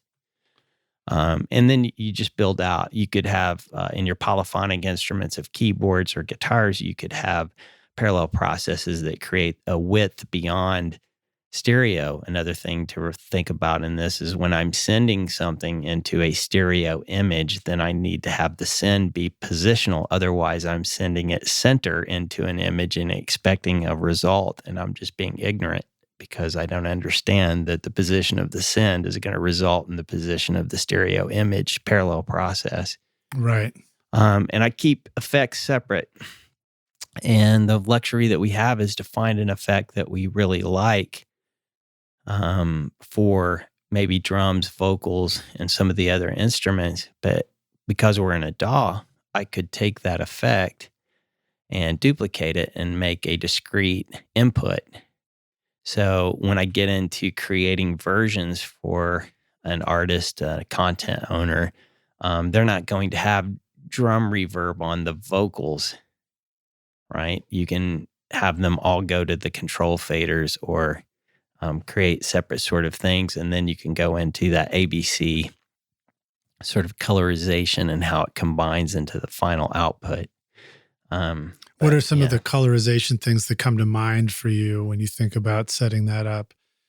Are those sort of like EQ compression combinations where, like let's say the Pultec going into the Neve 33609 sounds great as a little combo, but then also sending it to some kind of Baxandall EQ with a SSL compressor also sounds good, and you're now blending the two together. I think of the Slate virtual compressor plugin kind of gave us that option too, where you could use more than one compressor at the same time. Yeah.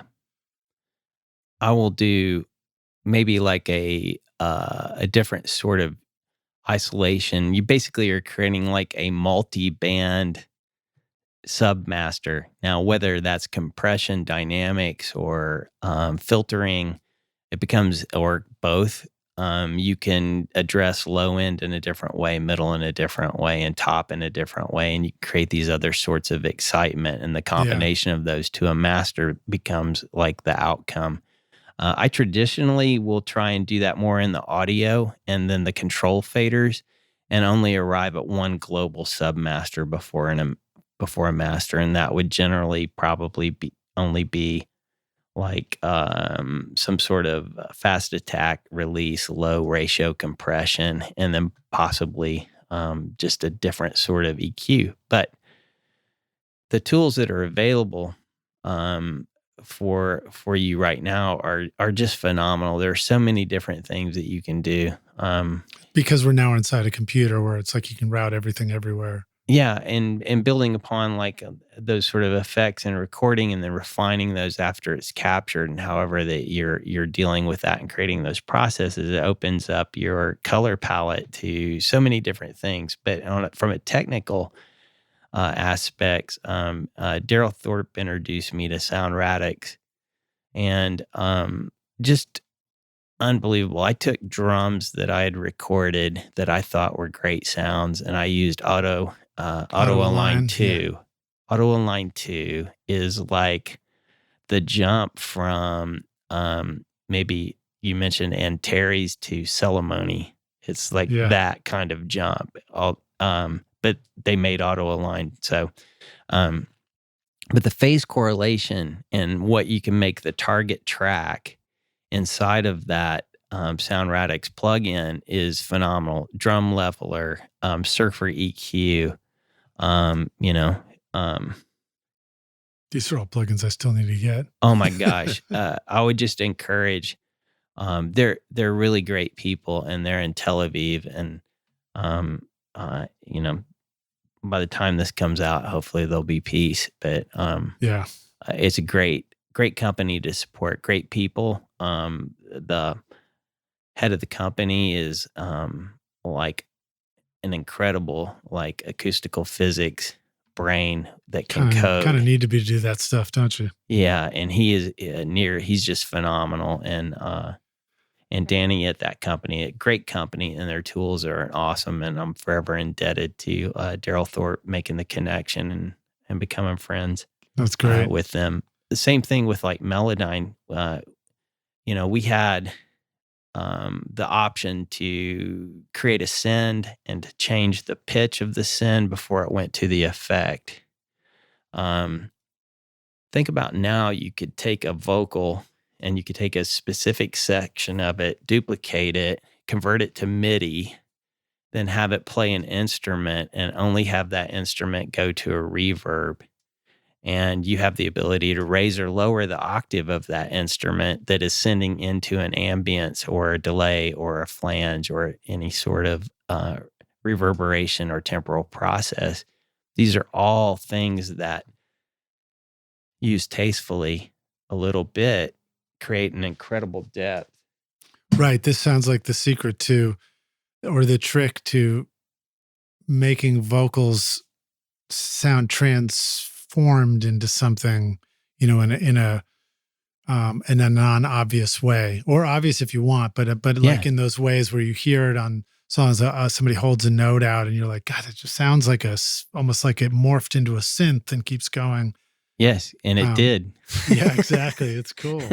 Yeah, it's cool. And then, some of those things also, I think it's a good reminder to us to give ourselves plenty of time to learn how to do those things. It's like you have to, you might know that it exists and that it might be a cool thing to do on a mix, but you don't necessarily want to bust it out for the first time on the mix that counts. You want to like start practicing all these little tricks so that when it It's does count. appropriate, You're like, I yeah. know how to get that going pretty quick, or set up a template track and just import it in, in Yeah, that moment. there's a lot of truth to that because an idea has a freshness date when there are other people standing around. So if it takes you a minute and you're having to adjust it and it doesn't immediately do something cool, you're probably about to drown. When I'm doing sessions with my friends in the studio and we're like cranking out 8 songs in a weekend, everything included, you really don't, if you can't just make it happen immediately, it just ain't going to happen today, Yeah. So we try to do that, in several different courses. The School of Music teaches a studio instrumentalist course here. There's a studio singer course that intermingles with the audio department. We have media and entertainment degree at Belmont, and those students are into podcasting. They're into documentary. What's podcasting? I don't know. I hear that people are really into it. Some kind of weird shit. It's what I do when I drive. It makes the Nashville traffic more tolerable. But we have these different sort of people with different interests that are crossing into different careers that you can do as audio. Just kind of looping back around. Like it's great to make music and stream music or whatever the engagement becomes for artistry. That is still where my passion lies. But there's a lot of really cool stuff you can do, and audio is a huge career. You just can't. If you think you can look back at the 22 gross from major labels was $26 billion, but audio creation in the same year was $104 billion and is expected to top $200 billion by 2026. Wow. And that means some of our good friends, they have very successful careers because they're doing audio in different forms. You can buy a ticket to a performance and stream that performance from a controlled environment, from a performance actually happening on stage in real time, or 70 to 100 milliseconds after it occurred, it's on your phone in another city. There's incredible advances in technology to where they are now creating devices that the audio is where it is occurring, but it can be controlled remotely in a controlled environment and then hit an app in less than 100 milliseconds. Wow.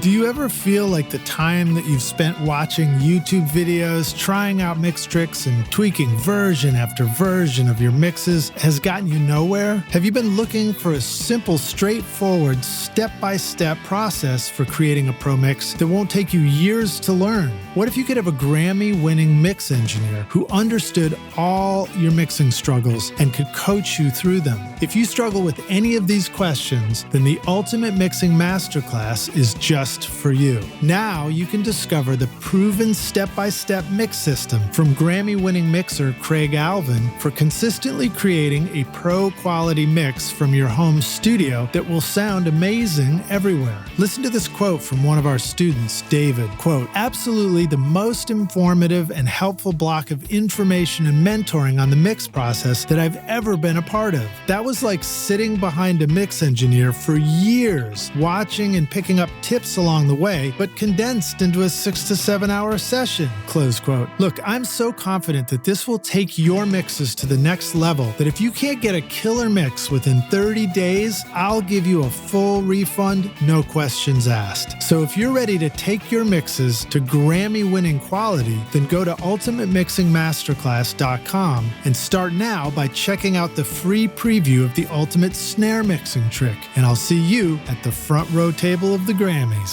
Cheers.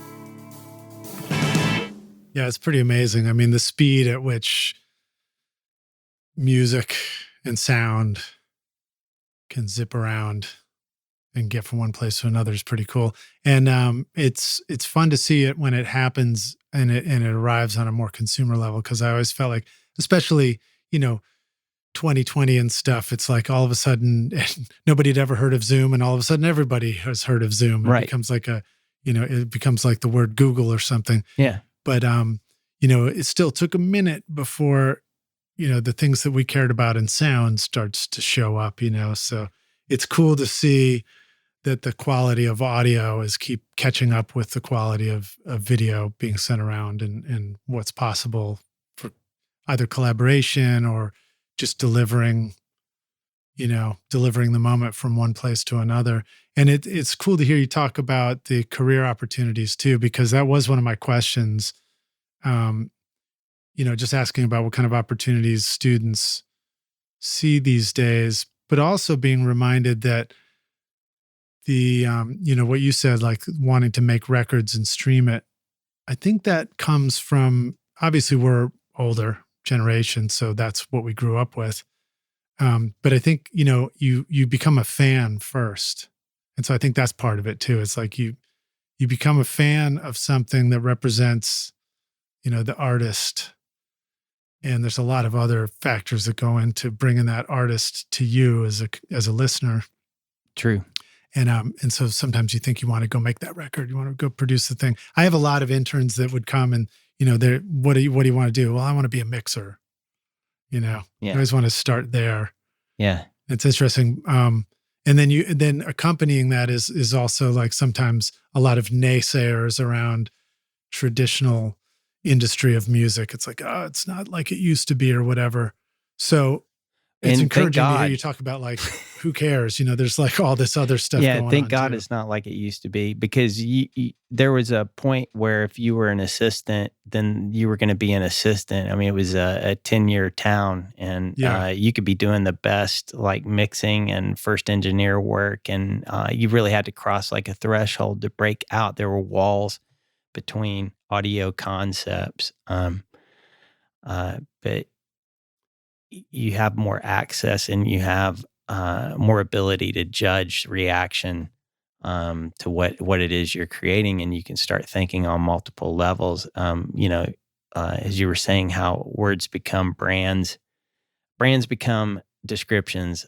So I like to say immersive. I don't think like immersive is everyone has to go out and spend $25,000 on speakers. But I think it's smart to start trying to find some sort of affordable way to work in immersive. And you can do a 714 in Pro Tools, and you could get like some sort of binaural listening environment, headphones, or you could create some sort of small speaker and just sort of get into that. You don't have to be in the full-blown expensive room to get the concept down. And I remember, you probably remember when we first started having to stem mixes, it was just like, man, it doesn't combine and sound right. Well, Then you got through that and you started discovering like, oh my gosh, all of this frequency problem that I have is in this area of this mix. I feel like immersive is going to do that again. If you take... Because you're not trying to jam everything into two speakers. Correct. So we're probably being older, we're trying to create a great stereo. And then it's important for us to learn, like, how do we take that into a hemisphere or a sphere immersively? And that's going to be in live performance as well. And that's going to inform a lot of what you create inside of your audio. And it's going to help you discover things and rein things in and develop your skill level. Where are some places that, maybe this is an obvious question, but where do you see the listener experiencing this immersive stuff? Well, it's the Netflix, you have to deliver an immersive. So that's where I was going. I think that like audio professionals out there right now, I just want to say to you that you're probably going to create immersive for the medium, that it's all media. So the medium is going to want some sort of immersive quality in it because it's available in the broadcast for the consumer. And you'll probably create immersive mixes, and you'll be collapsing them and making sure they work stereo, whereas Lidge and I would be working stereo, and then we could pull it and see it work in a hemisphere or a sphere. We're going to be we'd doing be collapsing it down to mono. Yeah, well, it's the same thing. Like that was our phase correlation in the drums, and your choices in the two vocal processes, one being an amp and a high fidelity, is we're always collapsing those together in a mono, a singular thing, to see if we have the best thing. Well, that's pretty exciting too. Even for me as an old guy wanting to continue making rock records in my studio, it's a little less thrilling to think about spending what I spent to put 2 great speakers in there, to have to put in a whole ton of them. But like you said, there's ways to do that with smaller speakers and simpler versions, and then the binaural headphone version. Mm-hmm. My gut tells me that whatever complaints people might have about working that way now, Mm-hmm. where they might say, "Oh, it doesn't translate to the speakers right yet," or whatever, all that's going to get sorted out because the future's going to look a little different. But the idea that what's exciting and what I'm getting to is, I'm still loving pursuing a stereo mix.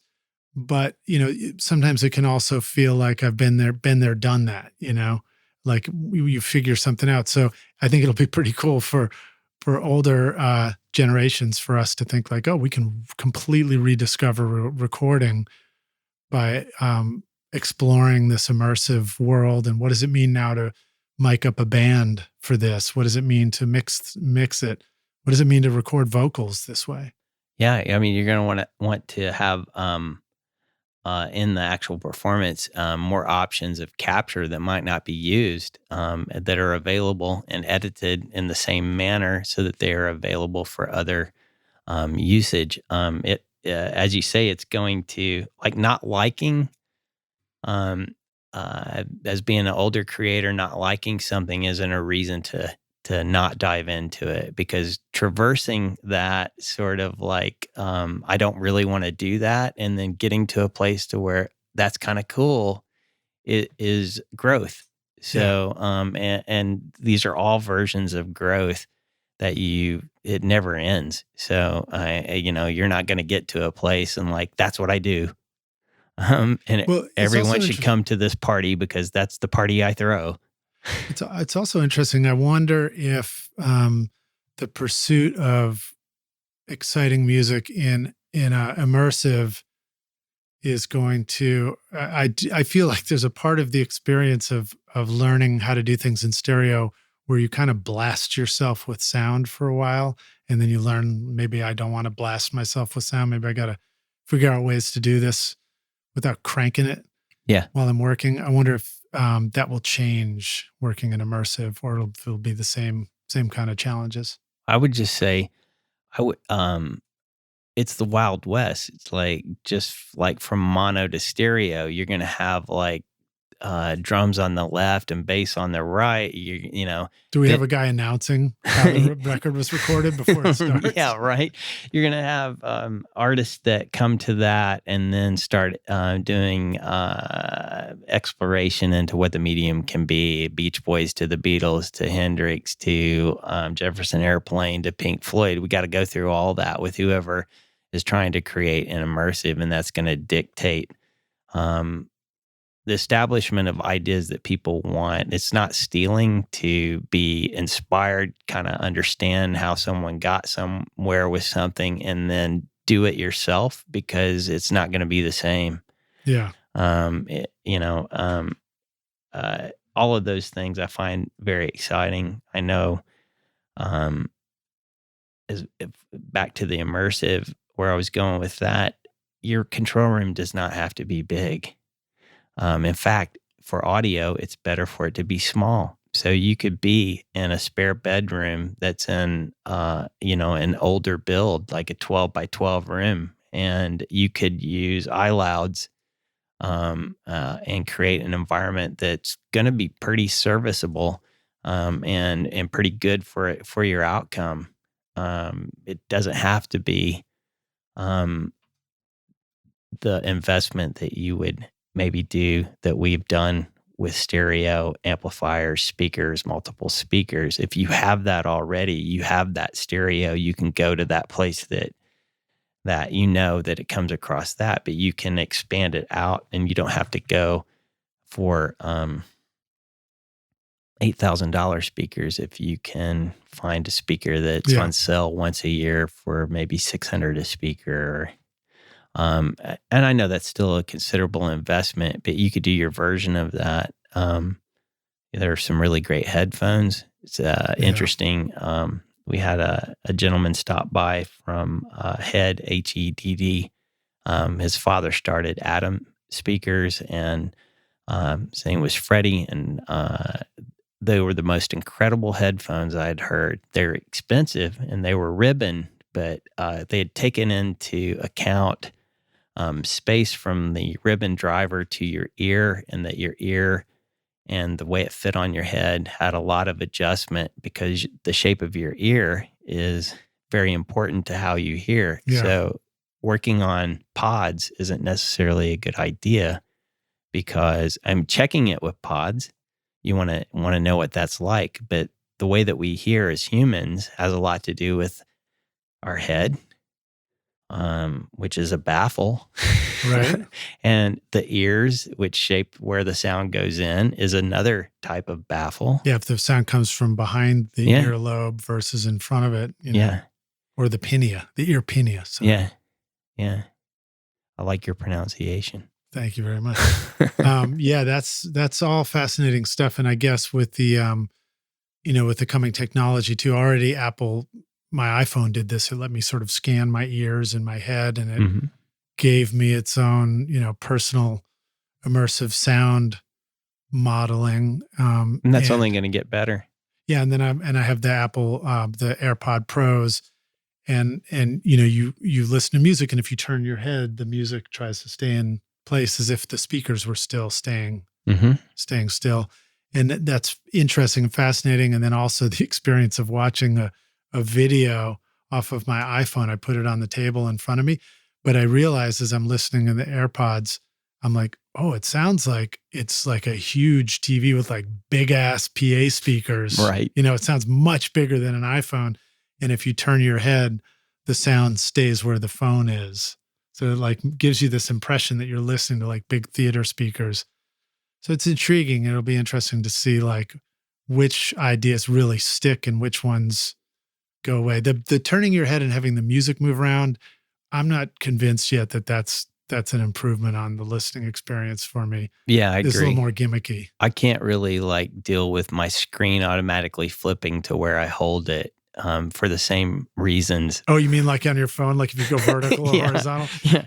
Is it landscape? Is it portrait? Is it landscape? Is it portrait? Because you're always looking sideways while you're laying in bed anyway. It's like, I can't sleep. I'm watching a video or something. Yeah. There are all of those. It's the Wild West, but it's going somewhere. And, attribution, AI, all these sort of things of like creating intellectual property and how intellectual property is created, whether it is from a training model to create some sort of ability to input certain concepts, and then using artificial intelligence to create a version of what you put in as prompts. I know that that sounds like to us like very Terminator and scary, but you have a lot of things to look forward to, I think, with this, because we're at the end of a paradigm shift. So all these sorts of things are becoming faster and faster, and they're not ready for it's sort of like let people create and use it, and then we'll see what evolves as a standard, as opposed to setting a standard and knowing and then kind of keeping people within that, like from vinyl to compact disc. All that stuff's gone. So, well, it's the very simple concept of does it stick? Yeah, it means you have to give it a chance to actually stick, to find out if it sticks. And I think that And with things changing so fast and being developed so quickly. You have to be open to it. You don't have to let it consume you or direct you, but you should also be curious. That's the word. Yeah. Always be curious and always be pursuing growth, even though growth isn't, it's being in shape and being in condition are different. And that curiosity and audio applied to that from a physical standpoint is probably like a good mental place to be at, because I think that the knee-jerk reaction to AI is based upon it's going to give the ability for non-creative people to create something that is viable enough to be the thing. But that's if creatives learn how to use AI and they use it as just another tool, as we've already done with drum timing and pitch modification. We've been using basically AI in music creation for a long time. If we take what is now available and we integrate that into our process, we're going to be able to go further than the non-creatives. As creatives, we think everyone is creative. AI is for people who are not creative to be able to create something that is either entertaining or, for their intent, good enough to not use something else. Right. But we're going to pass through that and we're going to be fine, because creatives are going to be able to create something that non-creatives aren't able to do. And so therefore they'll need, that's my optimism. This podcast is proud to present Recording Studio Rockstars Academy. Are you ready to take your recording, mixing, and mastering to the next level and make your best record ever? Then visit the Academy to find the course that's right for you. Want to record killer drums in your home studio? Then check out Rockstars of Drums to learn how to record, edit, and mix pro-sounding drums with a professional Nashville session drummer in a Grammy-winning studio. Or if you're ready to start mastering your own records at home, then check out Rockstars of Mastering, where I walk you through exactly how I master my own records using nothing but plugins. Plus, I take you into a world-class mastering studio, Sterling Sound, to meet with Ryan Smith and hear how he professionally mastered my record, Skadoosh, for release to streaming platforms. That's the music you hear on this podcast, Rockstars. And if mixing is your focus, then check out my free mixing course, Mix Master Bundle, where I show you how to mix using stock and free plugins in Pro Tools. Plus, you get a look at how I recorded everything in my studio and multi-track downloads for you to practice mixing and even upload to your website if you want. Are you ready to make your best record ever? Then go to recordingstudiorockstars.com/academy to get started now. Yeah, I think as long as you have creative people, it's always going to stand out. I mean, it's just the nature of it. And also, again, that concept of stickiness. You know, if lots of non-creative people made something that was good enough, it might not stick that forever. You know, it might stick for a minute. But, the whole reason why great music and great art and great film rises to the top is because it's great, because it stands out and we appreciate it and we recognize it. And it's okay for, the consumer of entertainment to get to a point to where they don't want any more of what they're being fed. So you could see this in music, you can see this in film. So if we've been in a comic book CGI world for a decade, what were the two biggest films this summer that far exceeded anything that came before them? They weren't CGI. They were actual stories, and they were interesting takes upon. I don't even remember. I don't think I went to the movies. It was Oppenheimer and Barbie. I did see Oppenheimer. Oppenheimer and Barbie. So there's going to be something that is so big that everyone goes, "Ooh, we need to do that." I mean, think about the world that. I would have rather seen Spinal Tap 2, though. Yeah, that's true. But think about like the world that Lucas and Spielberg and what they created, Cassavetes and Coppola, and the film industry they entered when they started making films, and we live in what they created, and then we live in the economy of a big studio being able to do something different. And you're going to experience that with audio immersive and artificial intelligence, but creatives and artists who have a vision, who hold everybody to trying to create the thing where everyone has the experience that was that vision is, hopefully we'll be able to do art for commerce long enough to do that. Yeah.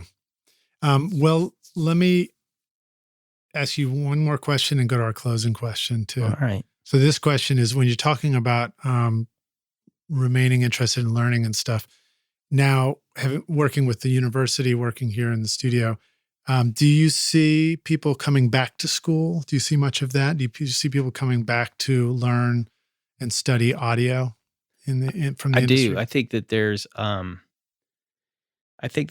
if you've had a bachelor's degree and you really want to go into the science behind audio, but you also have a production value, that there's a master's program. I think that there are certificate programs that won't be as cost prohibitive as pursuing degrees. I think that as a commercial educational facility that will fit nicely into that, we have orchestra and we have game, documentary, film, audio occurring in A, because 70 plus people can be in there at one time and create a big sound. Let me ask a question related to that. So yeah, it's almost like a school of liberal arts with different audio focuses. Do students come here and get a chance to see what they all feel like a little bit before they decide which direction they want to go in? they do. So it's more like you begin with a basic bachelor's of science, and then you can go inside of that bachelor's of science in the direction that you want to go.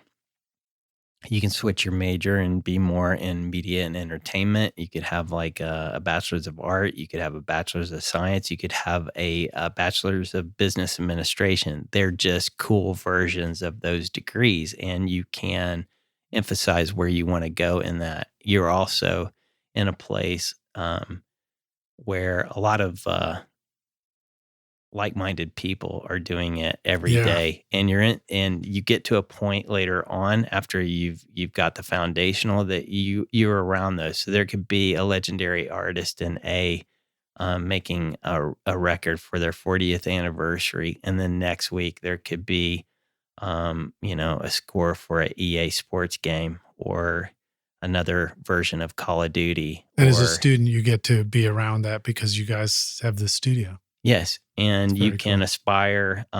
Most studio-owned education facilities pay their student workers because you can't use that as an internship. The two ways that you can do an internship is you can go to a place and experience working in that environment because they're doing the things that you're interested in for credit towards your degree, or you can go there and be paid. Mm-hmm. And typically, like Sound Emporium being owned by Lipscomb and us being owned by Belmont, that as a student worker, you're going to be compensated because that's fair. And Berkeley with the record plant. We had people from Abbey Road Institute in visiting earlier, actually this year, like late spring. And the head of that had designed a bachelor's of science for another school and had left that and then came in to head Abbey Road Institute. And he literally makes everyone who's going to get into that media program, they switched it to media, but you have to perform something on video and you have to feel what it's like to be a performer and to be filmed in order to have empathy when that's occurring and not be worried about, is it patched? Is it working? Is this a thing? You have to feel like I'm sitting there waiting for this moment to be heard and feel all of those nerves. And I think that that's a really cool idea. That's pretty wild. Yeah. Well, it's cool to hear you describing it too with the colleges, the universities acquiring the studios and keeping that going, because it just made me think like, well, the medical industry has been doing that for ages. It's a hospital and it's a teaching place and it's all in one. And you think about it, it's like one of those like aha moments. This isn't different. Like it got to be independent cottage sort of recording environments, but rewind a little bit. I mean, all of the incredible like glam into goth sort of pop occurring in England at Trident, there was a label and a management company. If you look at Abbey Road, that was a label with a creative staff, with publishing and management. You look at all of these different places, they were usually attached to an office of a creative space, be it a publisher, be it a management company, be it an independent label, or the combination of all of it. Yeah. Those were housed inside of studios. Yeah. I mean, Fame, Motown. Fame, yeah. Stax. Yeah. All of them. All right. Well, so let me ask the closing question. This is hypothetical, and you've answered it once before, but it's been so long, you've forgotten what you said. We're going to take the Wayback Studio machine, and you get to go back in time and find young Joe and say, "Listen, young Joe. Hey, Joe, where are you going with that record in your hand? I've come back to give you this single bit of advice. Here's the single most important thing you need to know to be a rock star of the studio yourself one day." What advice would you go back and give yourself if you could? Protect yourself from desperation,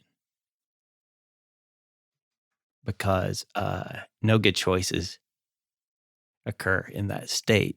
Yeah. So just be rock and roll with a little bit of a savings account.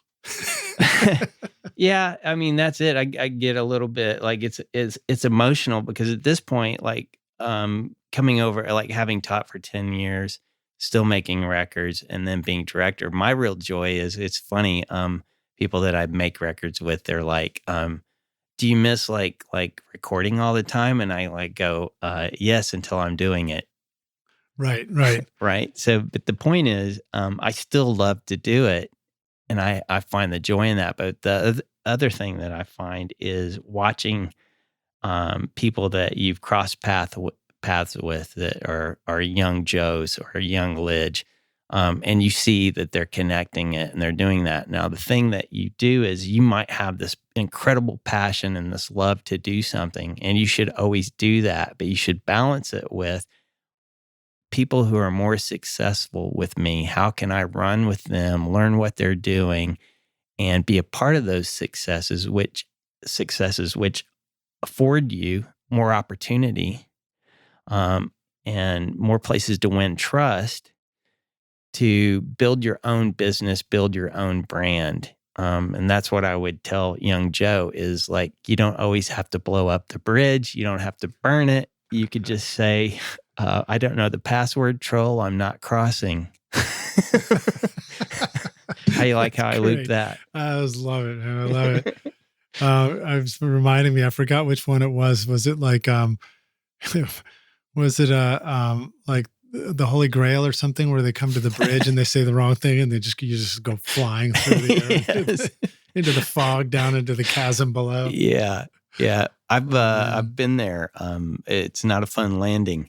Well, and it's, you bring up a point of that. I jokingly said, like, live rock and roll, but have a savings account. There is the financial aspect of desperation in choosing an artistic lifestyle. But there's also, regardless of that, there's also a sense sometimes when you're so deep in making music with a particular artist or a record or whatever, you just lose all your perspective about what's true, what's real, and stuff like that. And so those are moments of, like, you might decide to do things that you would have otherwise maybe had a clearer head about had you given yourself a break and a balance in life. There was so many times I did records and I just had no clue whether what we were doing was good or bad, or we should keep going. Yeah. Any of that stuff. So it's good advice. I think, I think even after you've been in it a long time, you have maybe a spark that something's happening, but whether that translates to an audience is a different thing. And young Joe might have not been able to make that distinction. And in that, you can, as you say, get so far into something that you actually lose like a more complete life. Yeah. It is just a record. And and if you are thinking that unless this record is made, no other record will ever be made, you're like a great candidate for rehab. We need record rehab program. Exactly. Awesome, dude. Well, thank you for joining us on Recording Studio Rockstars again. Rockstars, Awesome. thanks for listening. Always enjoyed. Joe, you're awesome, dude. You're awesome. Oh, let the Rockstars know, where should they go if they want to check out more about you, or if they just want to look at the studio or the recording program, learn more about that? OceanWayNashville.com. My contact will be on there. I put together it was nice that you asked me for like a Spotify playlist, but I've been working on just pulling stuff in. There's all those things on there I find fun and are from a time that I remember and have stories around them. But it's like getting close to being like 13 hours of music. So that's awesome. For anyone, there's a lot of crap in there. Well, good and bad. Reminder, Rockstars, just scroll down in the show notes and you can click on the link, right, to go over to listen to Joe's records. And then we might have moved it over to our own playlist, but I'll make sure that it's linked to yours so that if you add new stuff, yeah, that'd be great. It shows up. Yeah, that'd be awesome. And I do the occasional different things for different audio companies and things that we really like. Or that you just find. So pretty aware of most of those that are out there. There's a couple of new ones that haven't come out yet, but yeah. Awesome, man. Stay in touch. All right, dude. Good to see you, man. Good to see you around the studio next time. Awesome. Peace out. Peace out. Thanks so much for listening to Recording Studio Rockstars. If you enjoyed the show and want to help make it better, then please share this episode with your friends on social media and leave a rating and review on iTunes to help the podcast reach more rock stars like yourself. You can click directly over to iTunes or go to rsrockstars.com/review for an easy explanation. And remember to hit the subscribe button to keep up with weekly episodes. And if you're ready to make your best record ever now, then head over to Recording Studio Rockstars Academy, where you can start with my free course at mixmasterbundle.com. Thanks so much for listening, and thanks for being a rock star. I'm Lid Shaw, and this is Recording Studio Rockstars. Now, go make great music. Recording Studio Rockstars would like to give a big thank you to our amazing sponsors who help make this episode possible: Lewitt, Grace Design, Adam Audio, Native Instruments, and Isotope. And remember, at isotope.com and nativeinstruments.com, use the coupon code ROCK10 for 10% off any plug-in purchase. If you enjoyed Recording Studio Rockstars, then please check out our sponsors using the links in our show notes below, because it's a great way to help support this show. These are all things I highly recommend for your studio because they're going to help you make your best record ever. I would also like to thank our fantastic team here at Recording Studio Rockstars: Vlad Weselchenko, Braden Stremming, and Liz Hulitskaya. Thanks so much for listening, Rockstars, and we'll see you in the next episode. Cheers.